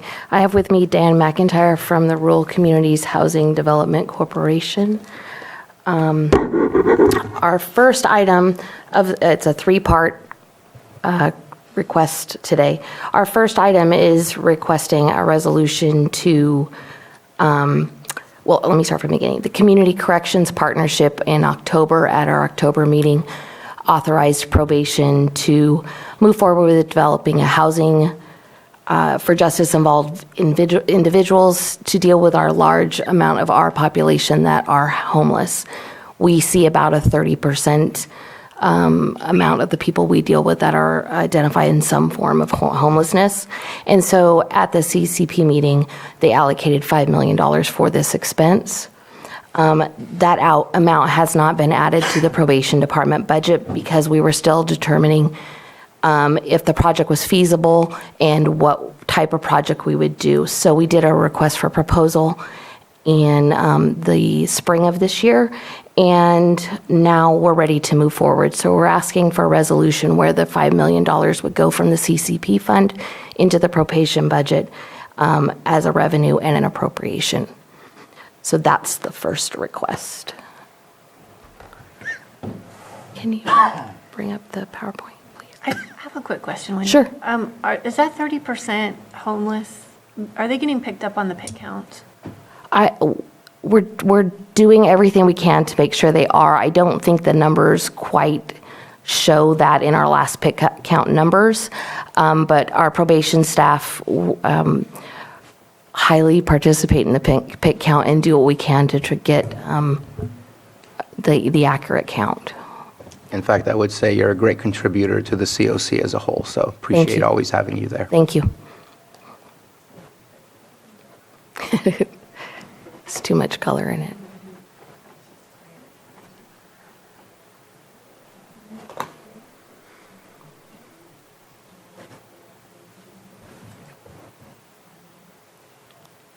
There we go.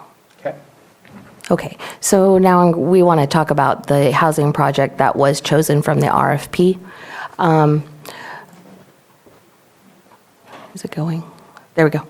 Okay, so as I said, more than 30% of the probation individuals we interact with are identified in some way with homelessness.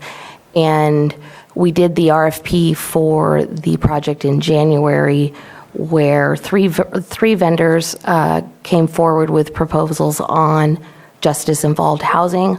Our request was that we house at least 20 individuals for a 12 to 18-month period while we got them into our services, community services, and found permanent housing for them. And at that RFP process, our CHDC was chosen. There we go. So my name is Dan McIntyre. I'm the Chief Operations Officer for RCHDC. So I'm going to just tell you briefly about our organization and what we do.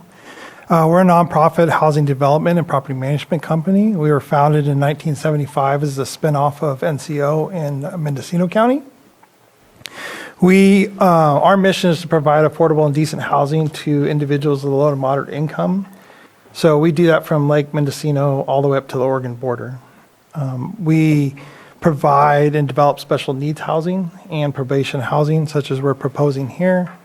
We partners with numerous different county agencies over the years, from Lake Mendo, Del Norte, Humboldt, Tehama, to do this type of housing. We did a lot of No Place Like Home housing. We're currently finishing a housing development in Nice currently right now.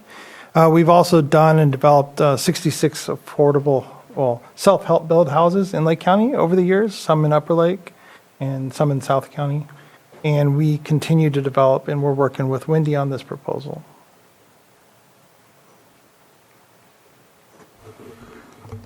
Okay, so this project is 40 units with 20 units that'll be set aside for justice-involved individuals. Our $5 million will be added to funds that RCHDC acquires through housing tax credits, and the local, there's a new fund being developed, which they're also proposing. It's the local rural housing trust fund. Thank you. The proposed timeline would be over the next few months. We would look at different parcels and come up with a idea of where it's going to be built, and the funding would be acquired once that parcel has been identified, and construction would start in around November of 2026. So we would have not only a place for individuals to live, but there'd be case management ability on site, rooms for meetings, collaboration, and we would be on site all the time and have areas to have confidential meetings. There'd be a service coordinator and a property manager on site. So what we're looking for now is approval of our contract. Then we will go on and locate the sites. We have some identified, but we want to have community stakeholders have a say in what we're looking at. And then we will continue on with the construction process. That is our presentation on it. All right, thank you very much. And Vice Chair Crandall. Thank you for your last statement. You said exactly what I was going to ask, and that is for having community input. There's been a couple, and you mentioned the Nice project where there was a lot of dissension and outrage about that. There also was another potential youth project in my district that was just a complete outrage as well. So wherever it's at, make sure if there's a town hall there or the community, have those discussions, or if it comes here, then we talk about those. They have the opportunity to give some input as well. So thank you for that. You're welcome. Any other questions or comments? Supervisor Green? Thank you. I agree. Probably there will be pushback. So just to pre-roll some anticipation, we need this type of housing. You know, when we have justice-involved individuals, especially those with certain offenses that require that heightened level of supervision, if you will, what are we supposed to do? We either put them into the general population or we put them in more structured environments like this. So whether it's a affordable housing project where it's a navigation center, or whether it's a project like this, you know, they're not just springing up these ideas out of thin air. You know, we have an obligation to serve these individuals. There are important public safety aspects for supporting projects like this. So when the rubber meets the road and we are looking at potential locations, please understand, whether it's in my district or another supervisor's district, we need this. So let's just soldier on, and let's see how this site selection process goes. Please come and help accentuate that at the meetings, or even here when this comes. Just say the word. I will say, I've been discussing this at many community events so far, and surprisingly, I haven't received pushback so far. But I believe as we get closer to a site identification, that may change. It becomes more real. And I think it's because probation is on site. I think if you mention that gives a lot of, a credibility to it. But also, it usually doesn't hit until it's like out somewhere in the paper or on the agenda here. It's like, no one ever told me. And so, like, that's why it's important to have those. And I can help if it's in my district or with, to get those meetings set up too. Did you just volunteer for your district? I did. I better, because if it gets past me. I just wanted to reiterate what has already been said, but it is needed here in the community. We're having conversations with behavioral health, everything else is going on. So, yeah, I think it'll come, that conversation will get more intensified when we select the spot. So, yeah, at least what I've heard all the way across the board is each one of us are supporting whatever district it ends up in, or the cities, I think, have that conversation as it needs to happen. So, yeah, here to support you as we move forward with this project. And RCHDC, thank you for the work that's being done in Lake County already. There's the Collier Avenue project, right, being completed here pretty soon, which was on the books for what, contemplated for 20 years, 30 years, something like that? Yeah, we've been working on it for like about 20 years. So, that's very positive, for the folks that are going into those homes. So all positive stuff. So, yeah, in the district, positive stuff. So here to support that, Supervisor Crandall, because we do know the issue you're speaking of. We all went through it, and it's needed. So just want to reiterate incomplete support. Supervisor Green? Just spitballing out loud as long as we're talking about it. We're here for a one-off project. Navigation Center is going to be a one-off project. We haven't really had the opportunity to discuss co-location of facilities. And there may be, because we're doing a general plan update and area plan updates. I know we are not currently focused, and maybe there would be disincentives from co-locating a facility like this to some other type of supportive housing, say through continuum of care in that process. But if we're just going to do one-off site acquisitions one by one and look for those little targets of opportunities, it doesn't, there should be some argument for a more linked approach to looking at all types of congregate housing in our master plan, in our general plan process, through our area plans, and also through agencies like yours. If you're developing projects that's all over the state, and it's a constant drumbeat of, I found a site, let's hope it goes through. What can we do to be proactive and say we're going to have 20, 30, 40, 50 years of housing needs that if we took that longer view, could we co-locate some of these facilities and be more efficient, both with our land resources, but also with the blowback we're going to get from various people? It may be a more supportive thing if we had more of a campus type approach to some of these projects instead of looking for little corners of opportunity. And I'm just speaking out loud there. I don't want to burden this item with that long-range planning, but it seems like there's something we can and should do on that effort. I don't disagree, but part of this project is it's a bigger project than what we need, right? We asked for 20 and it's 40, so it will be two different, I mean, it won't just be probation individuals living in this housing development. So I think that does take in consideration at least part of that.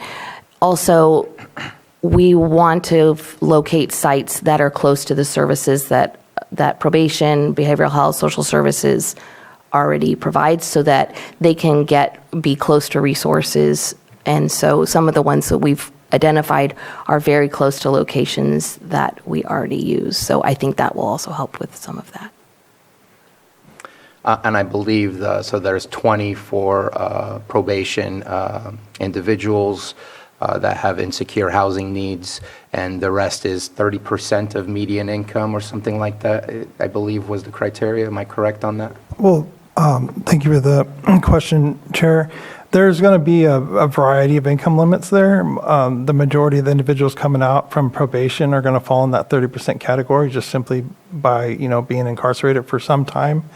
I think the rest of it is going to be income restricted. I think you'll see most likely from 80% AMI down, but more than likely 60% AMI and down, just due to how the funding models work. We're still waiting for HCD to put out their current NOFA for this fiscal year to see where those roll. So I would assume 60% down on some of the units, and then the majority of the units that are for probation would be 30, just simply because of the dynamics that come out of the probation department, lack of income, lack of ability to pay rent and stuff like that. And I think the rest of the board has already spoken highly of the need. You can't get your feet back on the ground if you don't have the basic hierarchy of needs met, and housing is definitely one of them, with 30 or more percent that are experiencing housing insecurity. How can we expect recidivism to go down for those individuals? And I think this is a great idea. I appreciate the push that probation has had. You've done a lot, and this is definitely one of those pieces to the puzzle. I want to speak specifics within the agreement. This is simple. There was some statements in regard of working with NorCal Continuum of Care in Section 4A1. That should be the Lake County Continuum of Care. It also speaks to coordinated entry process next to HMIS. We do have HMIS, but we use, or at least we use the terminology of coordinated entry systems. So if we can change, make an amendment to change anywhere where NorCal Continuum of Care is titled, because it's hard for me to do a search because it's not a searchable document, that we change that to Lake County Continuum of Care, and anywhere that there's coordinated entry process or CEP, that we change that to coordinated entry system or CES, at least to match what the local COC has in their policies. There's two things that I wanted to talk about in regards to this. I don't mean to use history with the same agency, but we just talked about how 20 plus years, this is needed today. And so you talked of a timeline, but I don't see, and I know that putting a specific timeline is hard because there's the obtaining of other funds in order to make this possible, but I don't see any timeline saying, hey, if it's going to take 5 years and we're still waiting, then maybe we need to look somewhere else to see who can get this project going. I don't want to be here 20 years later giving Lake County a resource that is so needed 15 years ago or 20 years ago. So I don't see anything in here, and I would love to see some sort of check-ins on timelines to see what is it that we need to do. Do we continue the course, or do we look for a different agency that might have the resources to get it done? I don't know what your capacity is. Obviously, you submitted your proposal because you believe you have the capacity, but I want to make sure this project happens. The other part, and I did receive through an email, thank you, some comments. I see where we give the 5 million, but I don't see any protection of the 5 million. It does mention that there will be reporting guidelines, talks about intellectual property, but at the same time, I'm not sure if that's a different contract where we talk about a developer contract, but I believe that developer contract is going to be between this agency and the developer and not between the county and the developer. So I'm happy to provide as a pass-through the grant that we received in order to get this development done, but I also see no protections within the document where we can recoup whatever has not been spent. We've already been here before where a couple $1 million was provided for the Nice Collier Avenue project, where then we had to do some loan forgiveness stuff, and it was an awkward moment, and I don't want to get back to that, and I feel like I personally would like to see us get it right within the agreement to ensure that if there is a complete cutoff, a default, or anything that doesn't go right, that we can speak specifically about the $5 million, because we are liable for that $5 million. We are the grant recipient. We have to report on it and how it was utilized. So I don't know how the rest of the board feels, but that to me is a big sticking point of how do I ensure if things don't go as planned, that there are securities within of the grant funds that we've received for what they should be utilized for, rather than here, I don't see anything that basically says we have to give back everything if we haven't used anything, and I don't see that within the context of the agreement. Again, I really want this project to happen. I just want to make sure that we're safe in how we move forward with this contract. So I don't know if you want to speak to that, or if anybody else has a comment regarding that.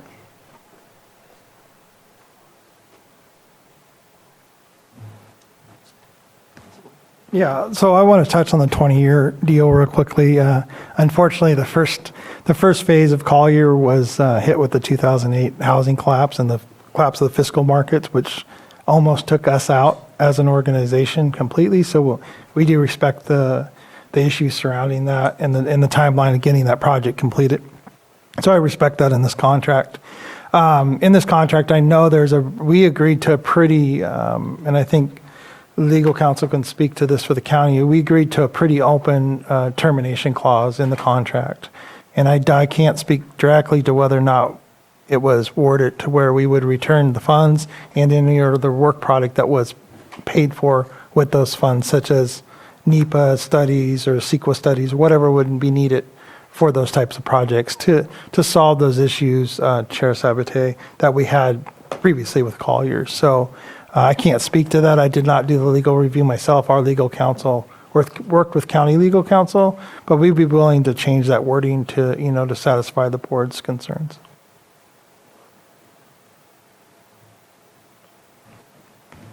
So I'm wondering if Vice Chair Crandall. So you want to go through what you're doing first, and then I'll make. I'm done. I'm looking for feedback either from Assistant CAO Carter or County Council, or just get a understanding of what the board thinks. As to the termination, it is referenced in Section 8 of the MOU, but there's multiple Section 8s. So I'm currently in the process of looking through that termination clause. It's on page 11.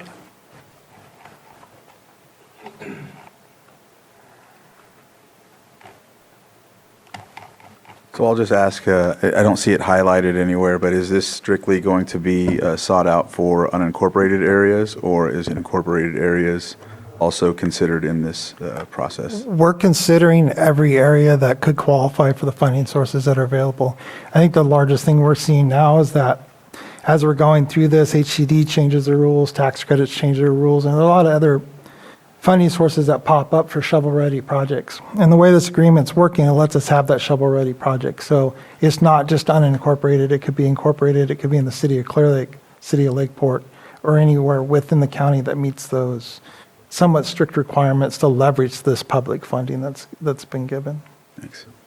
And obviously, if that was the case, you'd be working with those planning departments or community development departments in order to process the project. Yeah, and I did last week meet with, I'm not sure of his title, yeah, Alan Flora at City of Clear Lake, and he identified several lots in the City of Clear Lake that may be available for this project. On the other question, on page 13 of the contract also, I think it's 10I is the provision. It does give ownership of all the work in the project to the county. So if something were to happen and we have purchased a lot, the lot would be the county's property, not going with RHCD or CHDC should the termination occur. So I'll express my concern. It says that we'll receive anything that has been done, but it doesn't talk about what might be left over of the $5 million. And then in the termination clause, which is section 8D, it says the only time it mentions anything about money, in the event of non-appropriation of funds for the services provided under this MOU, county may terminate this MOU, but it doesn't say what we should be paid back. It does say a prorated amount for the services, but the services are the services of the project once the project is done. And so again, the $5 million is for the development. I'm concerned and want to make sure that our $5 million is safe. I feel there's things lacking in there. And maybe it appears county council might be ready to speak on this. Mr. Chair, you are correct. That's in referencing Section 8D of the MOU. It does provide for a no-cost termination with an additional clause for a prorated amount for services to be paid upon termination, under this provision. So if your board wishes to make amendments or revise that to add additional provisions in relation to that $5 million amount, your board certainly has the option to propose that amendment. So my proposal is, because I appreciate what happened in the past. Right now, we just heard a economic forecast that we are seeing $925,000 average house prices or median in Napa. There could potentially be another 2008 situation. I don't want to be stuck trying to rebuild for 20 years. And so maybe putting a timeline of, let's say, maybe 5 years maximum. I don't want to restrict it to the point that you can't get things accomplished, but I'd like for this board to be able to re-review what's the status. Do we continue the course? It's not to say it's canceled, but at least put something in there that if 5 years has lapsed, that we go back to the board to review the continuation of this agreement, something along those lines. Mr. Carter? That would be something I would recommend, just to make sure that it continues through the process. And with the email that was sent from Mr. LaRue, it's all a little bit vague related to where it's all related to the project, and if the project isn't completed, then the remaining funds would be issued back. It's all a little vague, but it is acceptable language. So it would be really up to comfort levels. And does it impact Section 8D, or does Section 8D stand on its own? And I would love to see that amendment that County Council offered could be there. But again, I'd like to go back to the board, because if it's not a necessary thing, then I'm just talking for no reason. So Supervisor Green?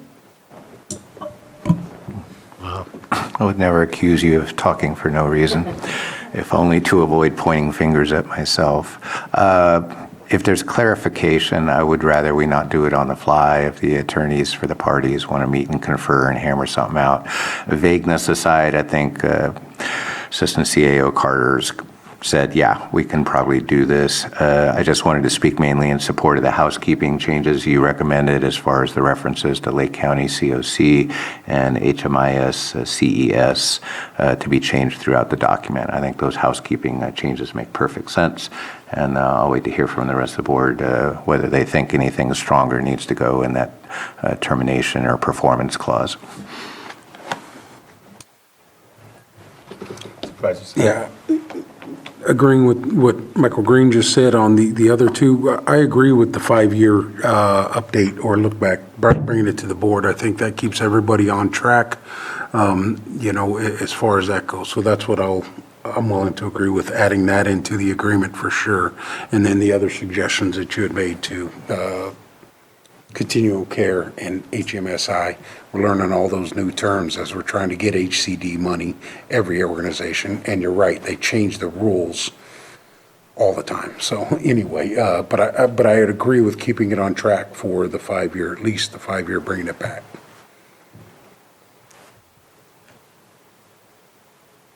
I'm getting the nod. Yeah, that's fine. Okay. So the 5 years, and with what Mr. Carter mentioned, we're comfortable with the way it's worded for the safety of the 5 million at this moment in time, is what I'm hearing as well? Yes. Okay. Where would you add the 5 years? I don't know. What section would the 5 years be added to? I guess section, Well, we should just bring it back. Yeah, I was actually going to recommend that the resolution and all of those items, adjusting the budget, be approved today, but let Appropriation Department, our CHGC, County Council, and my office just do a quick offline conversation and bring it back, the MOU, next week with those changes. All right, looks like there's consensus for that. And let me make sure and open it up for public comment if there's no further conversation at the board. And anyone wish to speak on this item? I see no hands in the Zoom room and no one getting up in the chamber, so bringing it back for the resolution. For the resolution. Resolution has been offered. Supervisor Simon? Yes. Supervisor Crandall? Aye. Supervisor Green? Aye. Supervisor Pyska? Yes. Supervisor Sabatier? Aye.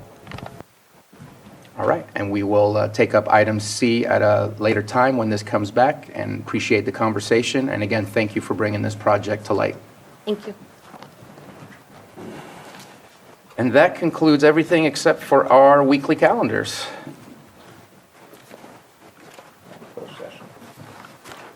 Oh yeah, closed session. For open session, that leaves nothing but the calendars. Since you already spoke up, Supervisor Green. No pressure there. Speaking of housing for people in need, looks like shelter Zoom tomorrow for our Hamilton shelter in North Lakeport.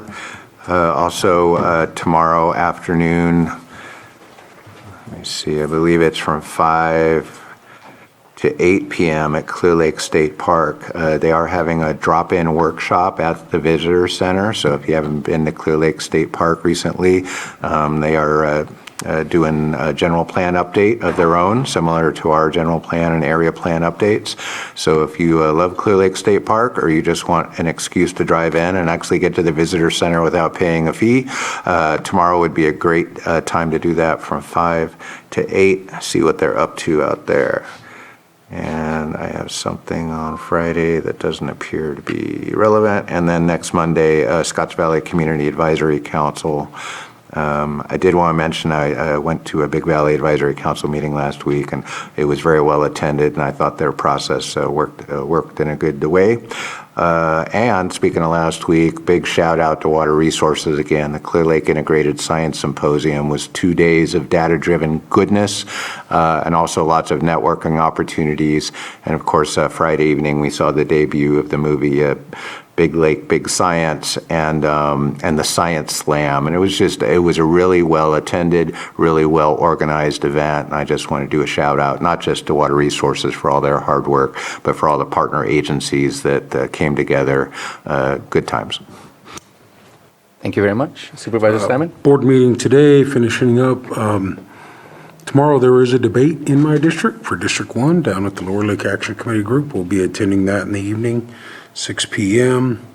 Moving through the rest of the week, got a CAO. Is that going to be with you, Stephen, or Susan will be back? To be determined, hopefully. To be determined, all right. Well, we got our communications going good, so, all right, excellent. And then I was unable to attend the RRA yesterday. Supervisor Pyska, thank you very much for always picking that up, but I had some unexpected stuff I had to deal with, so did do that. I was unable to attend yesterday. Friday night, you have the Jamboree, so the local high schools are kicking off their football programs, which is nice, be held in Middletown. And then this weekend, too, the Pop Warner, second week for the little guys running around doing their things and the cheerleaders. So I was excited to see that. And then just the last weekend, too, was the soccer big kickoff, man. What an event. It was really neat. Looked more like a farmer's market and celebration, which was pretty neat down there in the Middletown area. So that'll be back on Tuesday, the 27th for our meeting here. And yeah, that's it. Thank you very much. Supervisor Pyska? Yeah, last week I had the quarterly meeting, which isn't quite quarterly anymore, with PG&E, with RCRC and CSAC. I'm hoping that they will come here soon and do a presentation on utility bills. We had a long conversation about that, so they say they will. We have a lot of conversations, though, to have locally. And then the RA meeting yesterday was a good one. A lot of updates, but the Julia Sullivan is the new executive director for the RCD and the Fire Safe Council, which is a really big deal because we've been working on capacity building for a long time. So that was the biggest thing that happened yesterday. And then today, if we're out by 4 o'clock, which looks like we will, have a special NCO board meeting.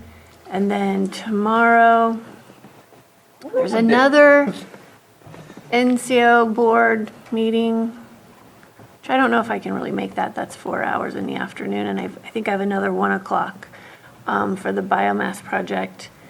And then Thursday, ARPA meeting in the morning, and the RRA Grants Best Fit meeting is back.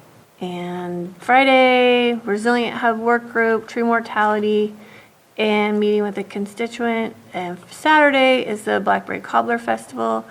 It's also the Scotts Valley Big Time, but I don't think I'll be able to do both. But it sounds like you will. Yeah. You'll have to say hi to everybody if you're driving through. And then my meeting with CAO whoever on Monday. Yeah, Saturday, Red Hills. Vice Chair Crandall. Yeah. So just highlight the symposium last week, which went really well. It was really awesome to see all of the different agencies, county, tribes, and state agencies, nonprofits, NGOs, the community in general come together and have this event. Sam, great job with the Hobbiton movie. It provided a really good education session for people. I know a lot of times when you get out in the public or you go places, you hear people ask questions about the lake and, what's going on with it. You had mentioned also the whole situation with NASA and all of that. And so people get these articles and these things and they don't, this video, this movie answers some of those questions and puts people in a different mode where they can understand that somehow they can collaborate with that or get in further dialogue to how we can truly heal this lake. So I think it was a really wonderful event, and just other discussions on how to tend to the land and all of those endangered species, talking about different birds, different landscapes. It just was really great to have. And, was it 15 years they said or 25 years? So yeah, we definitely have to make sure it happens again. Tomorrow I have the Worth meeting. I'm meeting with special districts as well. Thursday, Clear Lake Oaks. I'll be in Clear Lake Oaks with a couple of folks over there with some issues, and meeting with the SLR, the contract that we went forward with to do the Scott Dam situation. And I have some meetings in Lakeport on Friday as well. Meeting on Monday with CAO or ACAOs, or one of the other, and then back here Tuesday. That's it.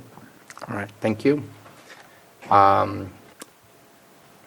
For tomorrow, I'm starting with Lakeport Shelter update, as Supervisor Green mentioned. I believe there's a chiefs meeting going on that day as well. I'll have to figure out where they are this time. They're only meeting every 2 months now, not every month. I will also be at the Candidates Forum in Lower Lake. Peg was invited, but Peg will be at the Western Region Town Hall, and so I have been asked to be the videographer. So I will be there for that. Very interested in listening as well. On Thursday, an ARPA meeting, meeting with the city of Clear Lake, that kickoff meeting with SLR regarding Scotts Dam and the study that we approved moving forward with, and then meeting with Lake County Community Foundation regarding the Food Policy Council later on that evening or afternoon. Friday, looking at Hope Rising meeting with Sutter to discuss some of the shelter status and how we can better collaborate together on that. And then we'll be discussing the PIC count with Ms. Katie Ray to make sure that we follow up on what we did last year and ensuring that we are inclusive of all of the tribes and getting those that are experiencing homelessness counted and doing that in the best and most appropriate ways. And on the 24th, I'll be in Austin Park where they'll be playing American Graffiti and having a car show. And then coming back here on Monday, meeting with CAO Parker and getting ready for our 27th meeting. And that is all for me. Mr. Chair, I did miss something, and I just want to make a comment, and maybe it was made last week, but it's not done. Sorry, a lot of schools are back in session. Just community advice, please slow down around the schools, pay attention to the crosswalks, be coherent to where you are, especially with the kids going back to school. I think just real important. We're all so busy and moving so quickly, but man, some of our schools are in challenging areas, so please slow down around the schools, especially in my district.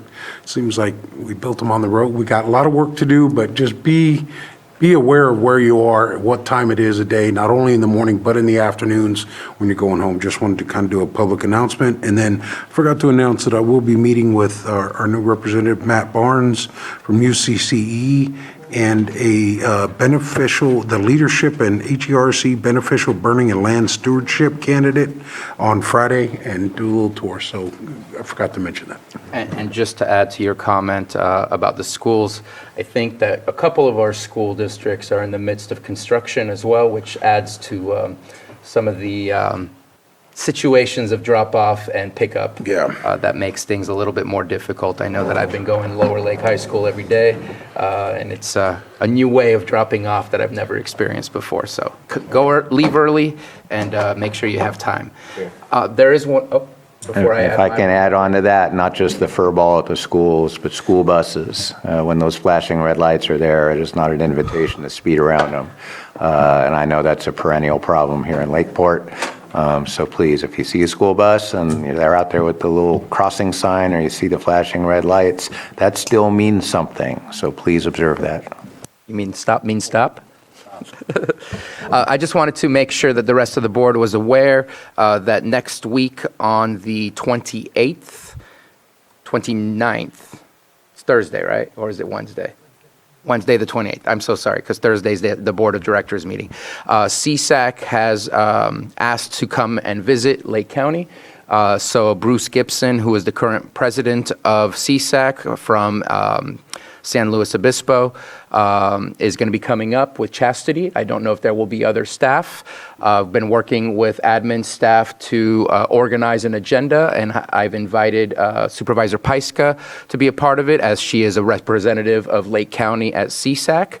And I also invited Vice Chair Crandall, since he is the vice chair, to also talk about some of the projects that we're working on.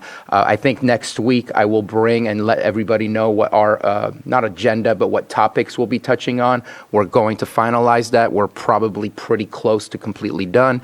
But I thought it was a great opportunity to exemplify all the work that we're doing here in Lake County and make sure that CSAC leadership goes back and understands exactly what it is we're trying to get accomplished, what our struggles are, and how they might be able to assist us to better be successful. So appreciate staff's help on this, appreciate the other supervisors being available and wanting to participate, but I'm excited about the visit and just wanted to make sure the rest of the board was in the know that that was working.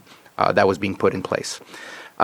Outside of that, we have our closed session. We have one item, conference with legal counsel, existing litigation pursuant to Government Code Section 54956.9D1, Savak Jimenez versus County of Lake, and that will be the item we take up. I do not believe that we anticipate to come out of closed session.